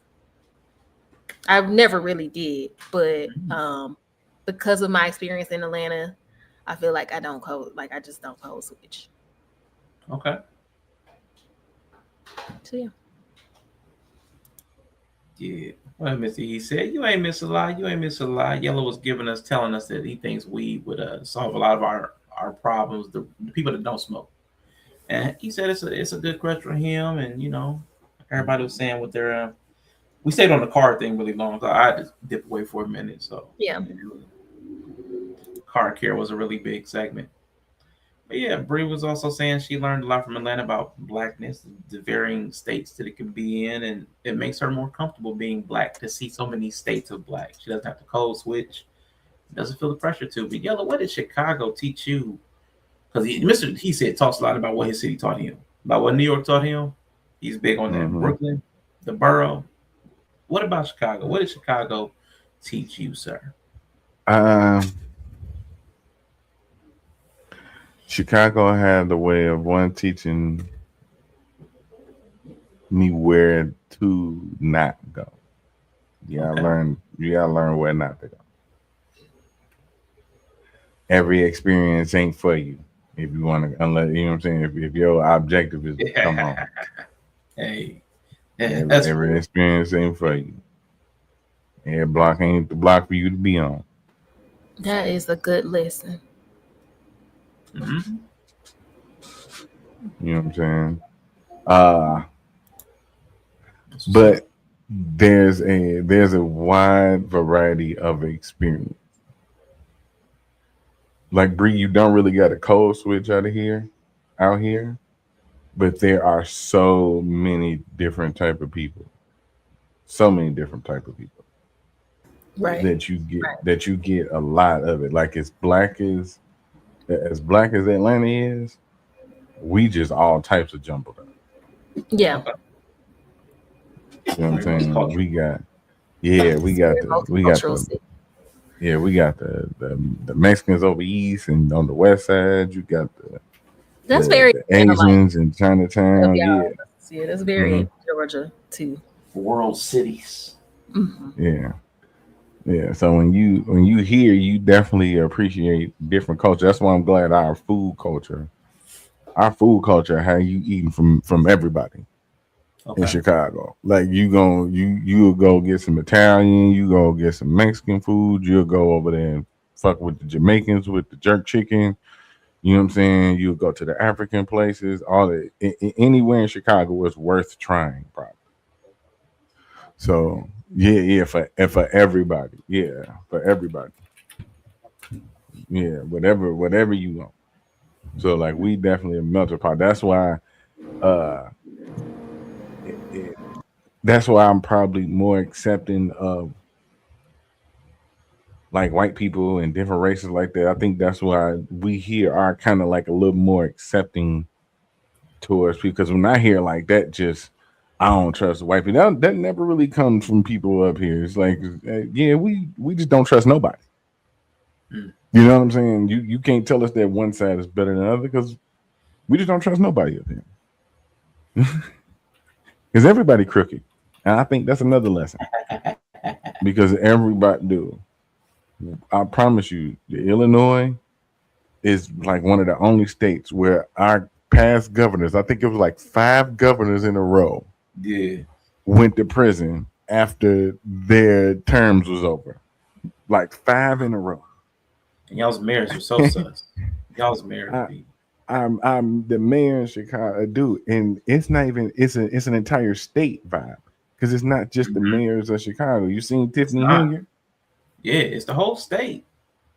But it's like between the governors and the mayors, y'all ain't got a chance. Our whole political system ain't shit. So we're not a system dependent. Like we really are like go get it type shit. Yeah, because y'all don't look for the government to say. Yeah, we know they on bullshit. I like that. Yeah. We know they on bullshit. After a while, you figure out that the Illinois government ain't gonna help you. They gonna make it hard for you. You know what I'm saying? Don't even get into bed with them if you ain't got to. But then that's how everybody moved. Everybody was crooked here at some point. You know what I'm saying? Plus the gang culture here has been a thing. Gang mob culture. Yeah. You know what I'm saying? Shout out to Centers. Yeah, it definitely teaches you a way to survive without really making yourself vulnerable. Like you gotta learn how to make yourself vulnerable because there's like a family element to it, and there's just like brotherhood or sisterhood part of it. But then you can't trust them niggas neither. Jesus Christ. Man. Okay. Yeah. So and that's why when you actually do find people that you can trust, that's why when I actually find people I can trust, I can call them my I can call them my heterosexual life partner. You know what I'm saying? Which brings up a very important next question. I'm going to dive right in with you, Yella. What lessons have you learned from being gay? Why are you gay? Okay, Grok. Why are you gay? No, hey man, I've realized this.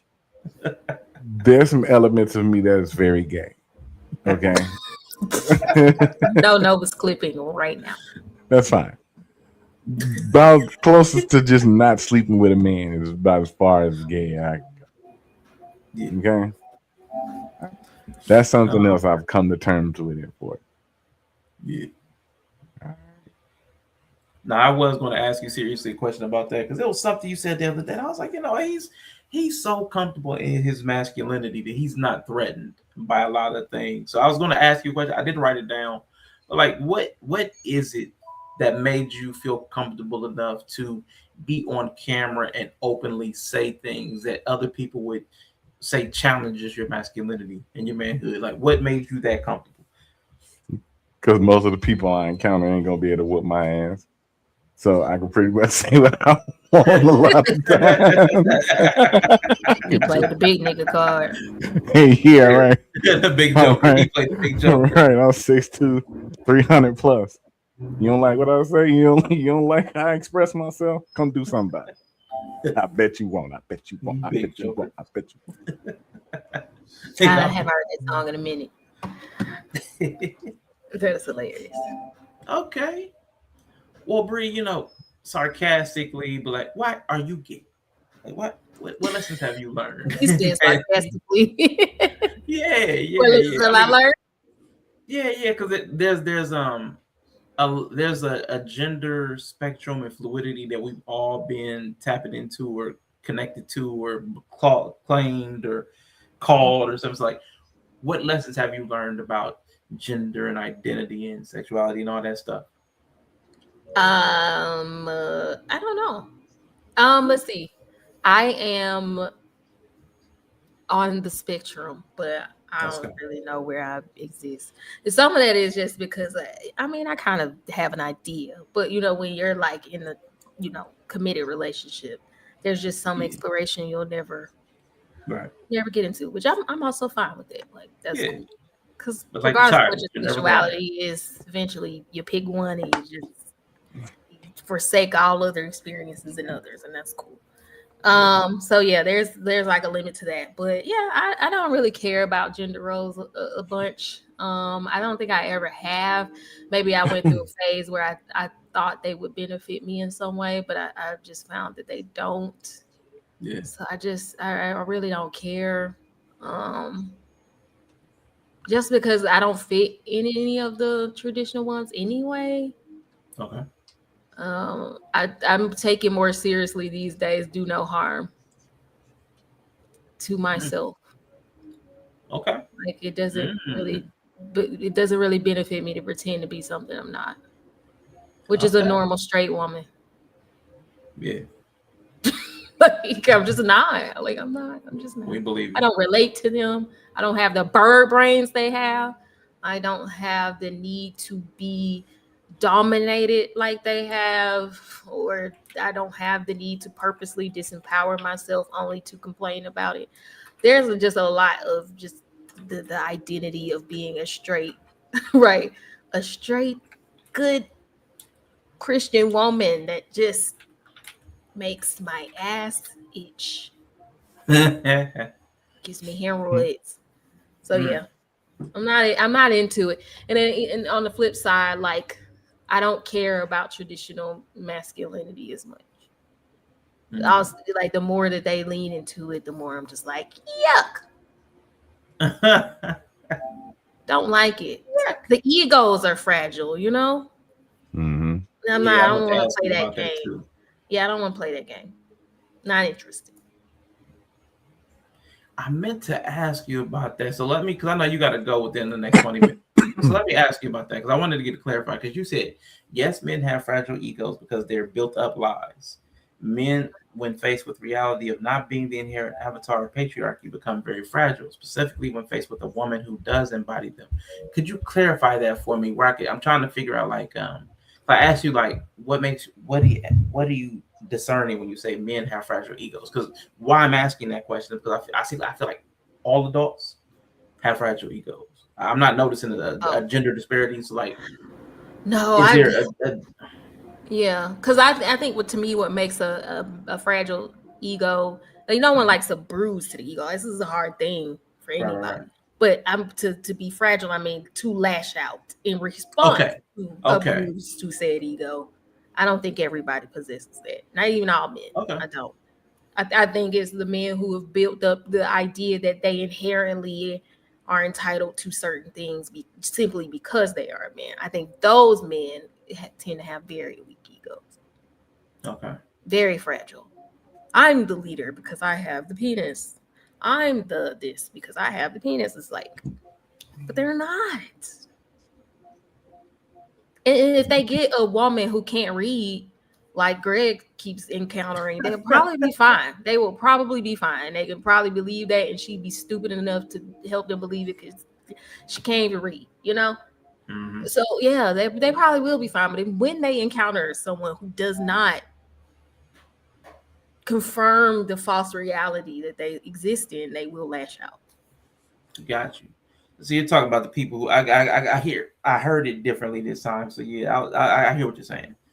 Yeah, I get what you're saying. And a lot of women are at risk of doing that just because in our modern society, like, most people work, most people have to be capable adults in their own right. Like, it's not really tied to gender as much as it used to. So where are you going to have that zone of dominance that you need to feel?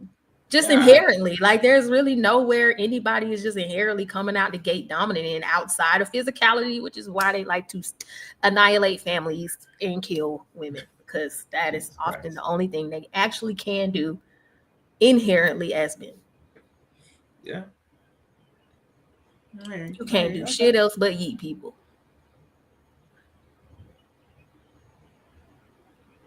I do hear you. Okay. Appreciate that clarification. Since Bree has to leave within the next 15 minutes, I'm going to ask Bree some of her questions. And then Yella, since you got another 30 minutes beyond that, then I'll come back to you. Is that cool?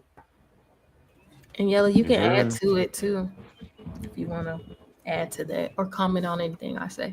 I love to hear your opinion. Let's go. Nah, I agree with you 100% with what you were saying. I'm spot on.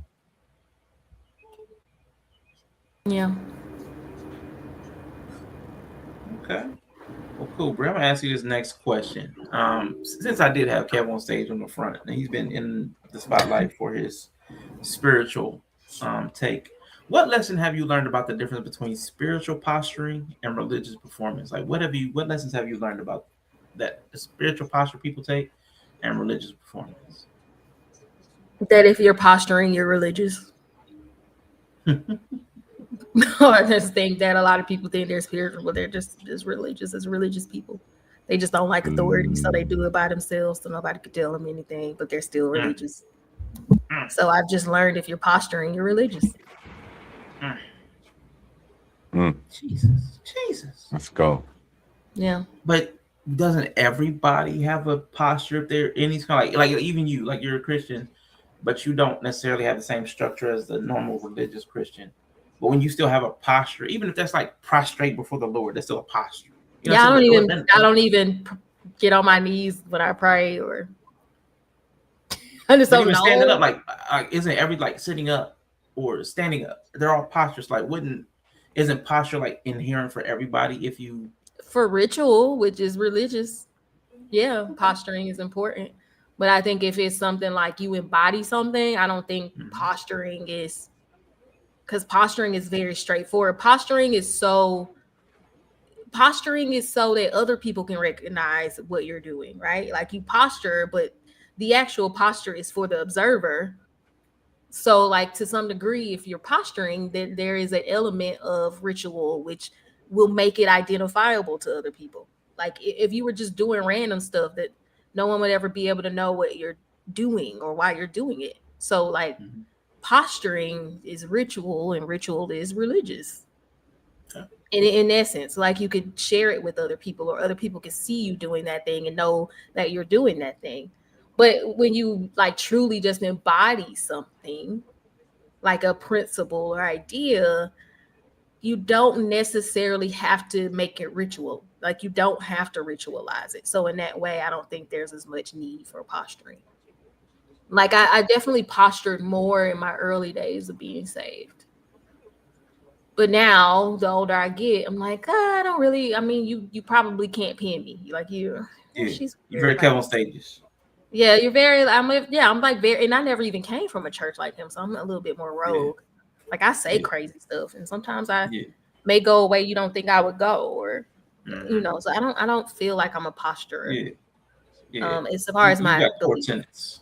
Yeah. You got your like core you could beliefs. find a pattern. Yeah, you could find a pattern through my decisions of maybe probably do no harm, or like you could see it across my decisions, but I don't think I really posture. Yes. Yeah. We forced Nova to be a Christian. Absolutely. And I will threaten you, which I think is very unchristian. It is. But I'm gonna do it though. Yeah, great. A lot of people are religious. It's taking on a bad connotation, which is unfortunate. Right. But posturing is the impact for other people. I don't care what other people say. Okay. You know, do you do the things? Why does it matter? If you don't think anybody's gonna watch you, nobody's seeing you, and you're doing it for yourself, why you got to do the things? Why you got to do these 3 things? Yeah. You know what I'm saying? Why y'all? Oh, everybody's spiritual, but y'all all doing the same shit. I mean, that's a good point. Like, if the experience goes through you, which is embodiment, if it is high up and you are the embodiment of it, it should be as unique as you are. But you all end up doing the exact same thing. But y'all all do the same thing. That's that's religious. I mean, I got it. That you swayed me. You swayed me. Okay. Yeah, you want to jump in on that? Yeah. Now she right. And especially nowadays, because that's really all it is. And a lot of it is just kind of like the part that she said that I know I always say is the whole, you really not distancing yourself from the religion. You just distancing yourself from structure. Mm-hmm. You still want all the benefits of the religion without the structure. Yeah, no responsibility or accountability. Yeah. No authority. Right. So that comes with a lot of just posturing. Okay. You know what I'm saying? You can gather all of them up and put them in the building together. Facebook post and tattoos here or whatever little symbols you want to wear or put on your body, or you know what I'm saying, whatever piercings you want to get. Or it's like because when you get extreme, you get super extreme with it.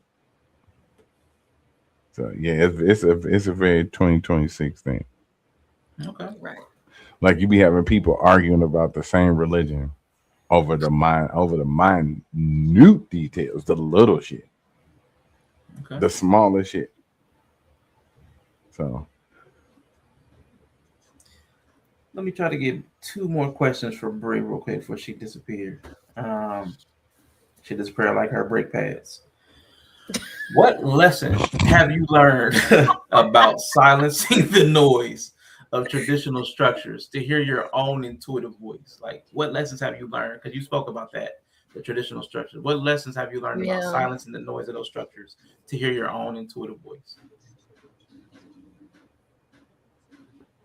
Silencing the structures. Yeah, because you got to I shut all that find out. that the structures have to be silenced by murdering them with a choke or sleep hold. Okay. So that's how you silence them. You have to kill them. Right. That's how you got to deal with traditional mindsets. Yeah, it's the only way. Jesus Christ. All right, just go quietly. We don't need you anymore. You did good. You fought hard. It's time to go. Cheers. Just go ahead. On tap out, old school. Go on tap out. Oh man. That's how I deal with them. Okay. They got to be put down. Because they're not useful. And I respect them in their prime. I really do. I have such a love and respect. Like that little clip, though it was funny, is so true. Like, I respect your run. It was great, but it's a new day. Go ahead and tap out, big guy. We don't need you anymore. That's how I kind of had to let it go. It doesn't really serve me any at all. It doesn't serve me in this fucking economy. It doesn't serve me in this world. Okay. It doesn't serve me as a petite 5'2" woman. It just doesn't.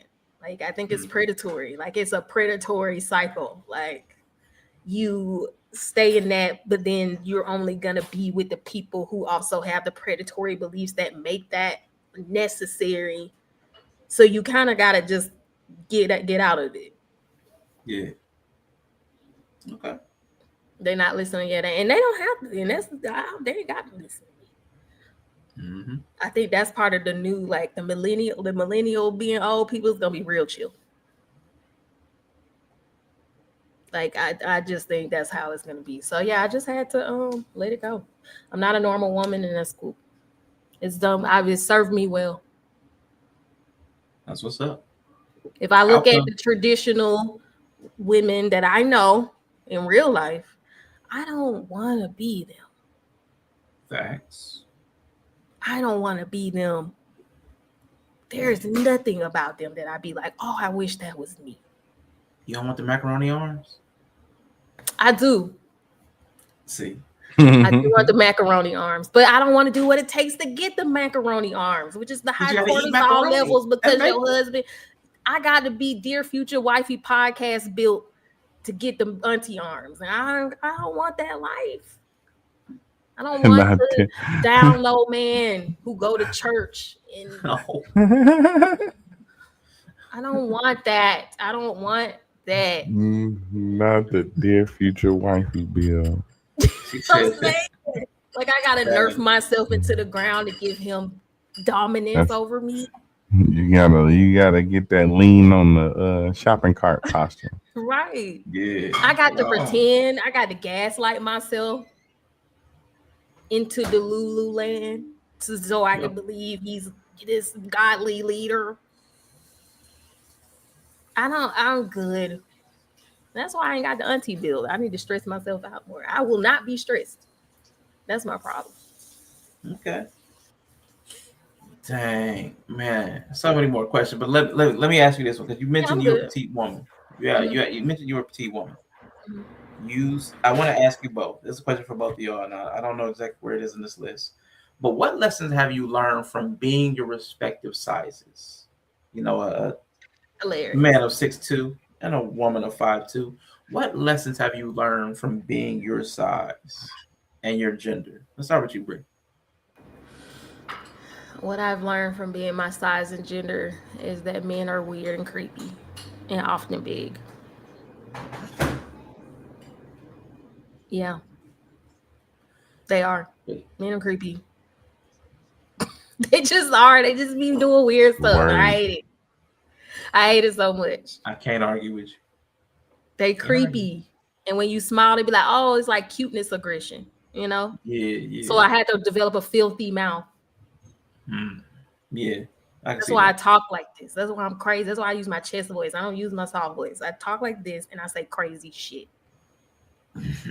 So they will leave me alone. And they will realize I'm not a young girl that they can exploit. I want them to figure out really fast that I'm a grown-ass woman. And so they will leave me alone. Okay. Dang. I have watched men in the store make a beeline to my teenage daughter to be around her in weird ways because they don't realize I'm her mom.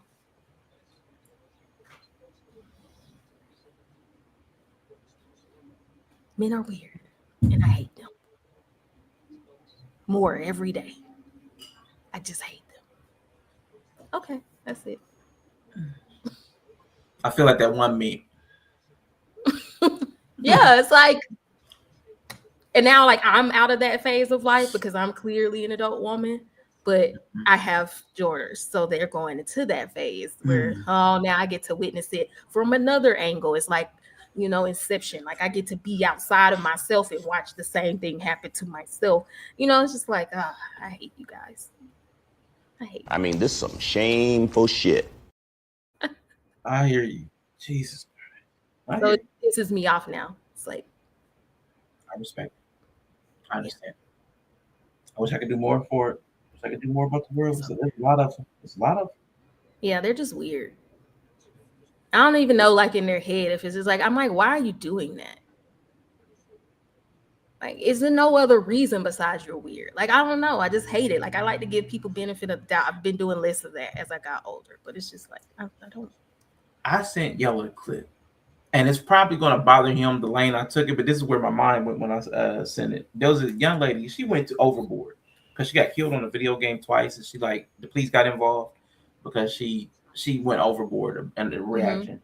She's a streamer, and she got killed in a video game, and she basically harassed this guy off of the platform and tried to get him in trouble with the law because she got killed on a video game. But the way she was killed on the game made me think. So this guy lured her, like, I need your help with something. Lured her into this little secluded place. Walled the place off when she went in there with the friend. Bro. And then the friend that needed help, like he needed reviving or something like that, or stuck in a tunnel, whatever the story was, to get her in there, the character in the video game. Then they just started shooting her and killed her. And I was like, that feels very... Yeah, that's like, you know why? I was like, why not is you how even in a video funny. game? Like you're practicing, like you're practicing the lies that it takes to get a woman to follow. I was like, and I was like, I know, I was like, it felt sus. And she went way too far for being killed in the video game. But I was like, why is this guy? But she probably triggered her to some degree. Triggered her, right? Like, lying in wait, which is crazy. Like that whole David case with the young girl he was messing with. Yeah. They charged him with first-degree murder with the special case being lying in wait. Like they're evolved. That's crazy. Yeah. I don't understand. So yeah, that's what being. There's a creep factor to dudes. There's a creep factor. Yeah. And it's just, you can't ignore it after a certain point. That's the problem with getting older. You've watched the pattern enough over like more years now. And you're like, and also when you start to get older and they're no longer interested in you because you don't have the easy exploitation factor. And you're like, no, I'm not making that up. I'm not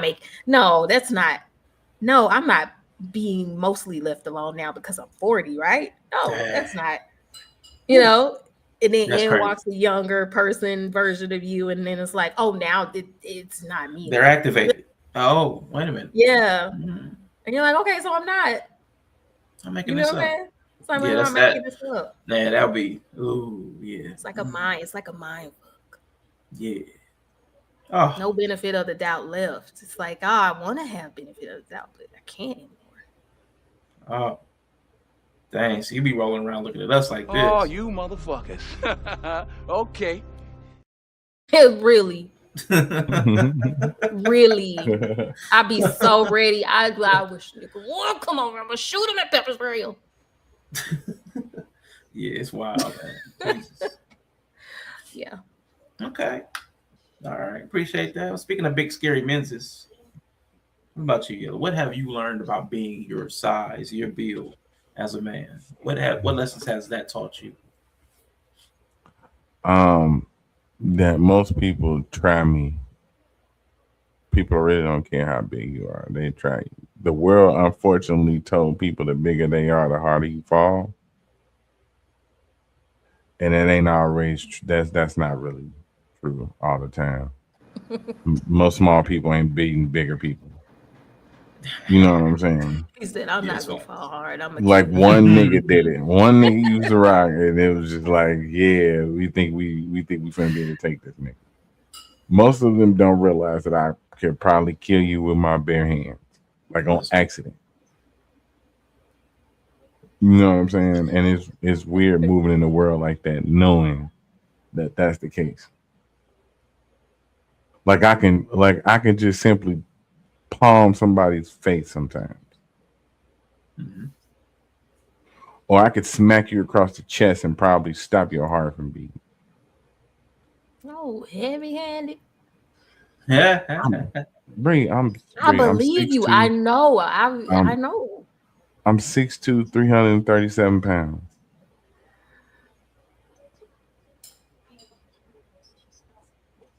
Like I could accidentally kill somebody. And it's weird to have to like keep that restraint because the people across from me don't have to keep that restraint and they not treated as such. Because if I respond to them with the force that they give me, now I'm tripping. Now I overreact. Yeah, I see what you mean. It's like we doing the same thing, but I'm overreacting because I'm So yeah, I've learned that I really need to keep this under control if I want to be out here in these streets. Facts. So if you wanna be free. Yeah. Okay. No, that's fair. Brie, let me ask you this. What lesson have you learned about the streaming version of Brie that existed before we started versus the person sitting here with us today? I realized that that's how it actually helped me understand capacity better. Because that was before that I was free. I didn't have anything to do. I was stay-at-home mom, which was great. I don't know why women complain about it all the time. It's great. It was so fun. I had so much energy. I don't know why they can't get anything done because I got so much done. And I had so much mental capacity. Maybe I was a little negligent in things, and that's probably why I had capacity for it. But yeah, I think that's just a version of me. That would be me without any certain responsibilities, I guess, or burdens. That's what I realized it was. But there's also a part of me, like, it was nice. It was a good phase. I think it was important.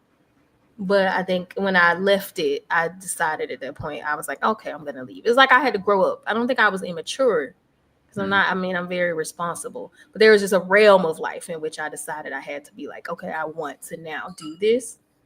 I think because before there would be a part of me that would be like, you know what, I'm going to settle here. But then I was like, no, I don't actually want to settle here. I'm going to just not do this. And then I was like, okay, I got to leave this behind. So it was just, I think it's cool to have documented myself with a high capacity because I simply had the time. And I think that's what made me realize that, like, I'm not reinventing myself. It's just like, you don't have space. Like, there's only so much space. And when you don't, and it's not like I didn't change. I'm not different, but it's just like I don't have the capacity for it anymore. Swap your load out. Swap my load out. And that was my stay-at-home mom whimsy build. And now I am I work full time and I'm building a business and I am really like momming really hard because I have a kid that's going to be in college soon. And I'm just it's not even hustle because I'm doing it. I'm not like, I know I can do it.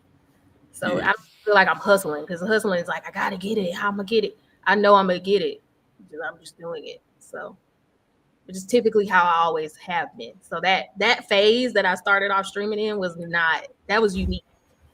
Yeah. That's not my typical. This is my typical. That was a special bubble.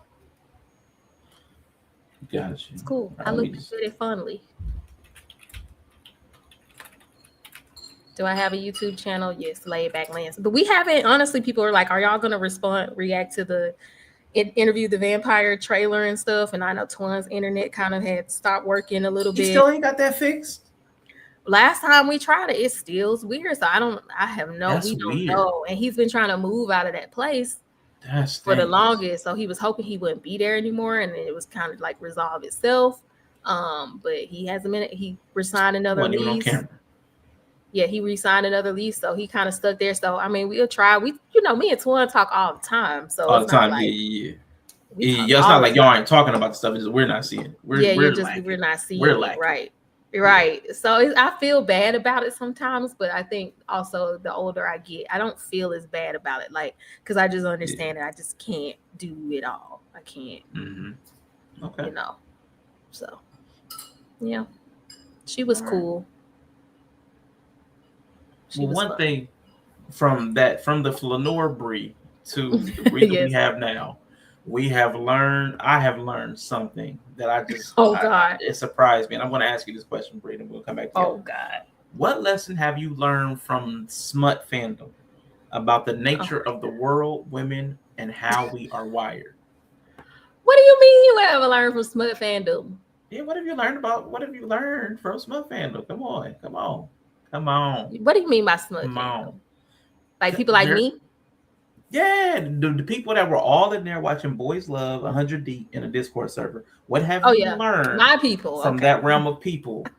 What have I learned from my people? Yeah, from your people. We're awesome, and I love us, and I think that was also a benefit of shrugging off traditional femaleness. I was actually able to find my people. Yeah. And I think, I'm not sure what the order was, but like when I was in my stay-at-home mom, women are creepy in a different way. When I was in my stay-at-home mom bag, I think I was being aligned with more traditional women just because by default I was in a more traditional role, but I was never inside. Really, that makes sense.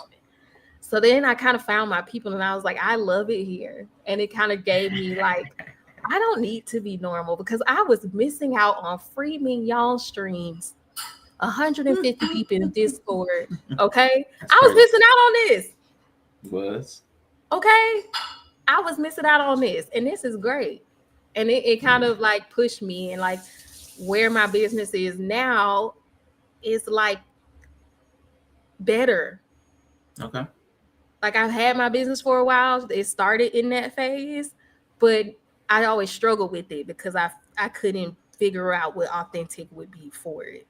But then once I figured out was authentic, it's like, I basically could call my store the Gooner Pop Shop. Like, like it really could be the Gooner Pop Shop. Let's go.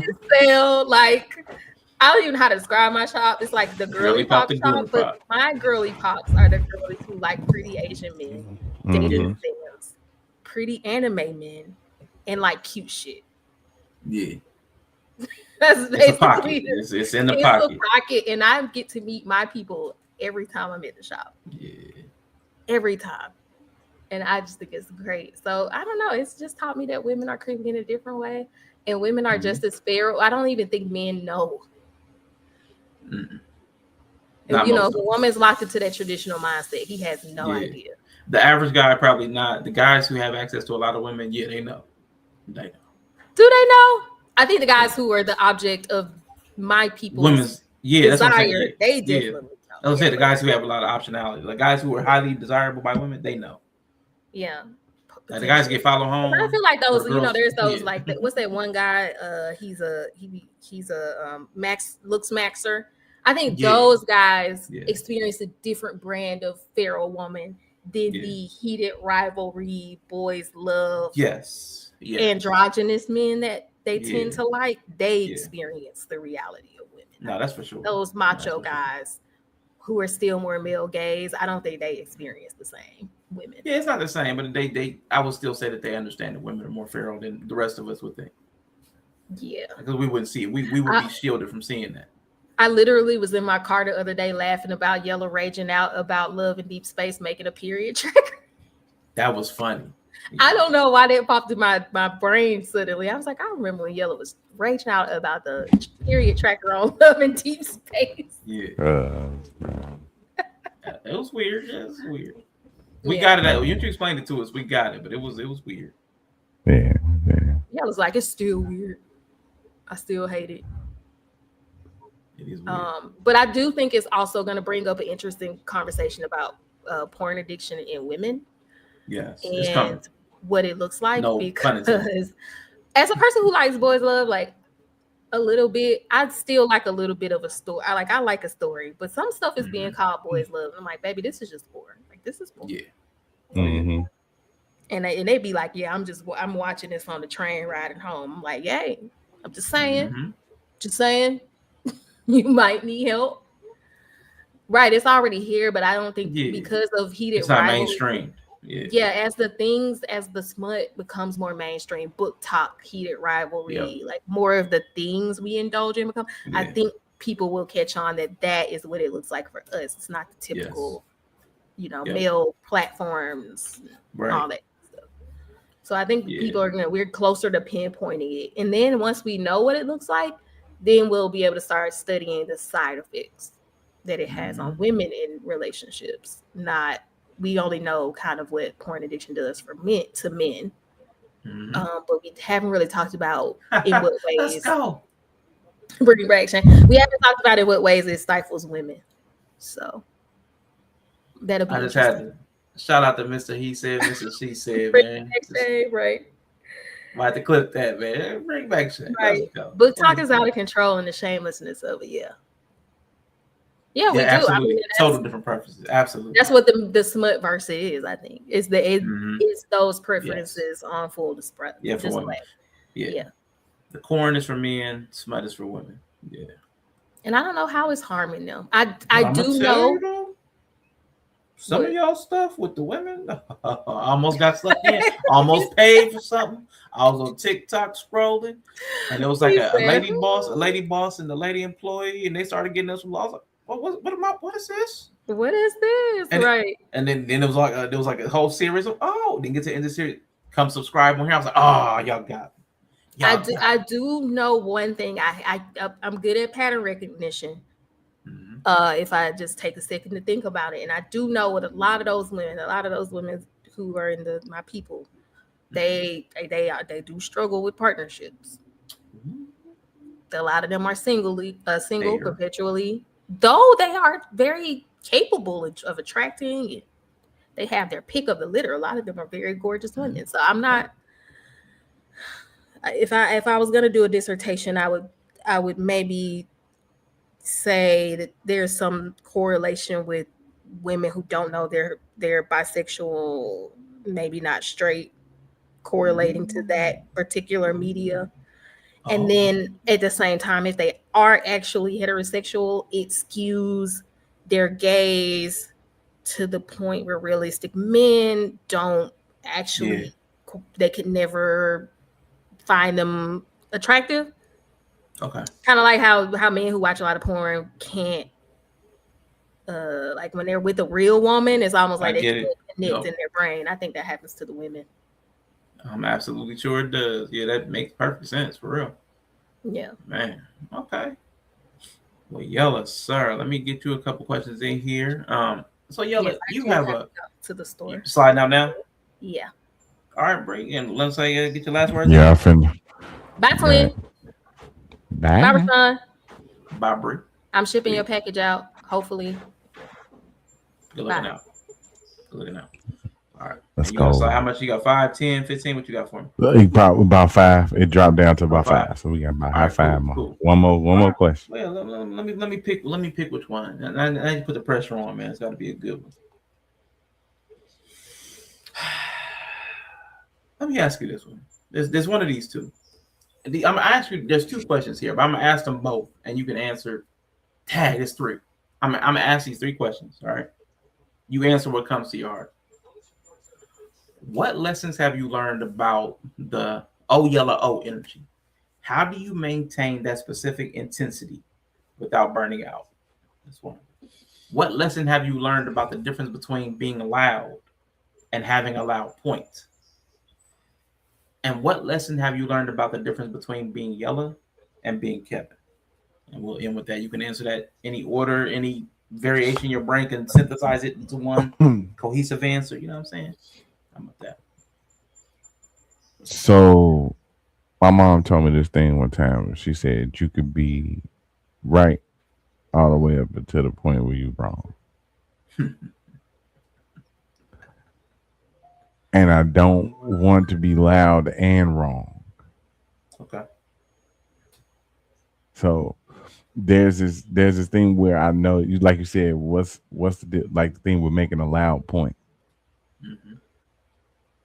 A lot of people do feel like sometimes it's because they talking loud that they right, or because they overtalk people that they right.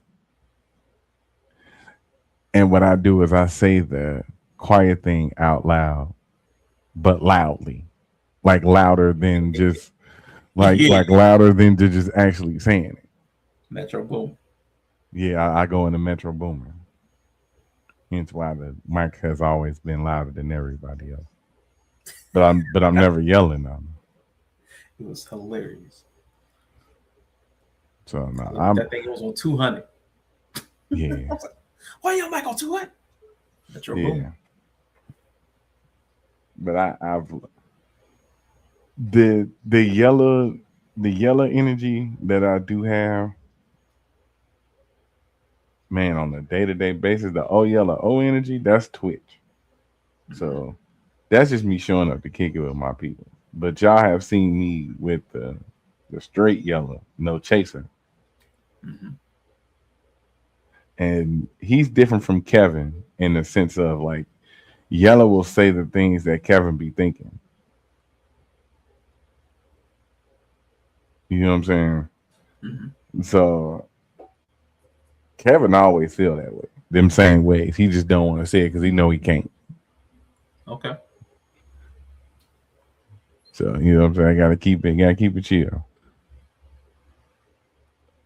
But Yella allows Kevin to say that. Okay. I respect that. You know what I'm saying? It's been trippy though, because for some reason, like y'all seen the energy that attracts, mm-hmm. and the energy that it repels. Like you had said the other day, it's like you keep the weirdos away. Yeah, it's a magnet. It has a positive polarity and a negative polarity. It sucks something in and push something away. Some things will just never come near that magnet because of that that magnetic field. Yep. Yeah. But we know it sucks in Libras. Yeah, shout out to the Libra gang. Yeah. They orbit around your boy. Yeah. And I'm cool with that too. And shout out to the Taurus gang too. Shit, we somehow managed to find each other too. So yeah, but snakes, oh, it repels the snakes, boy. Yeah, and I don't know. I don't know where that came around. I don't know when I developed that. Yeah. But being able to like call out the snake or spot the snake early. Mm-hmm. Yeah. And I'll tell y'all like, hey, ooh, you be like, nah, you good, all right. Yeah, yeah. You was ahead on every single one. Always ahead.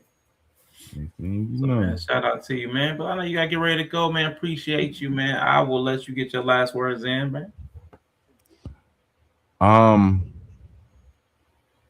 I'll go out by using this term. I used this as the title of my stream yesterday. Let's go. Man, we the kids in the divorce, man. I believe that's where the people like me and the people in my circle and the people who gravitate towards us, we are a certain brand of people. We're the kids in the divorce. We're the ones caught in the middle. So I know this is supposed to be an advice stream, so my advice to you, if you feel like you're caught in the middle, pick a parent and go stay with them. Wow. Yeah, pick a parent. Yeah, pick one. Life forces you to pick a parent in a certain way. Life forces you to pick a certain path. Mm-hmm. I like it. So pick your path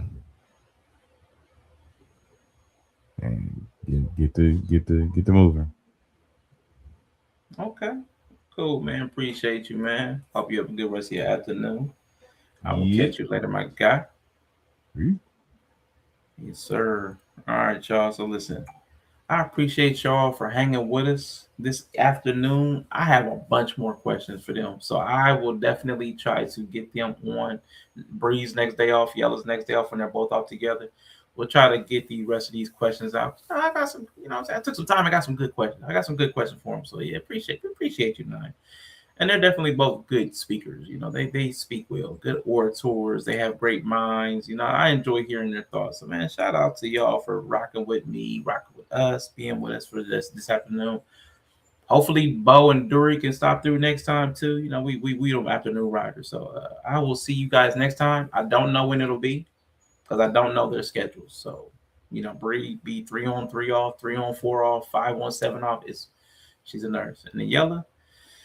Yeah, we gotta finish out these questions. I like getting them. I might even get them on separately. I might just, cause I got questions for them separately and then both together. So you know, we'll work it out. We'll work it out. Great show. Looking forward to watching. I appreciate you, Lauren. Good to see you. Glad to have you around. Thank you for being here.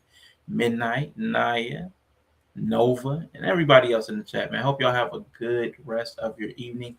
I am out of here, and I don't think we how about this? Let me see where we at. Where we at? Nope, I don't see it. Now, here we go. Yeah, let's go. Do that, and we out. So boy, I swear I'll crash out right now. You ain't like that. Stop it. Boy, I'll crash out. Man, stop. You just talking. Fuck it, I'm crashing out. Boy, okay. I'm a real nigga. Yo.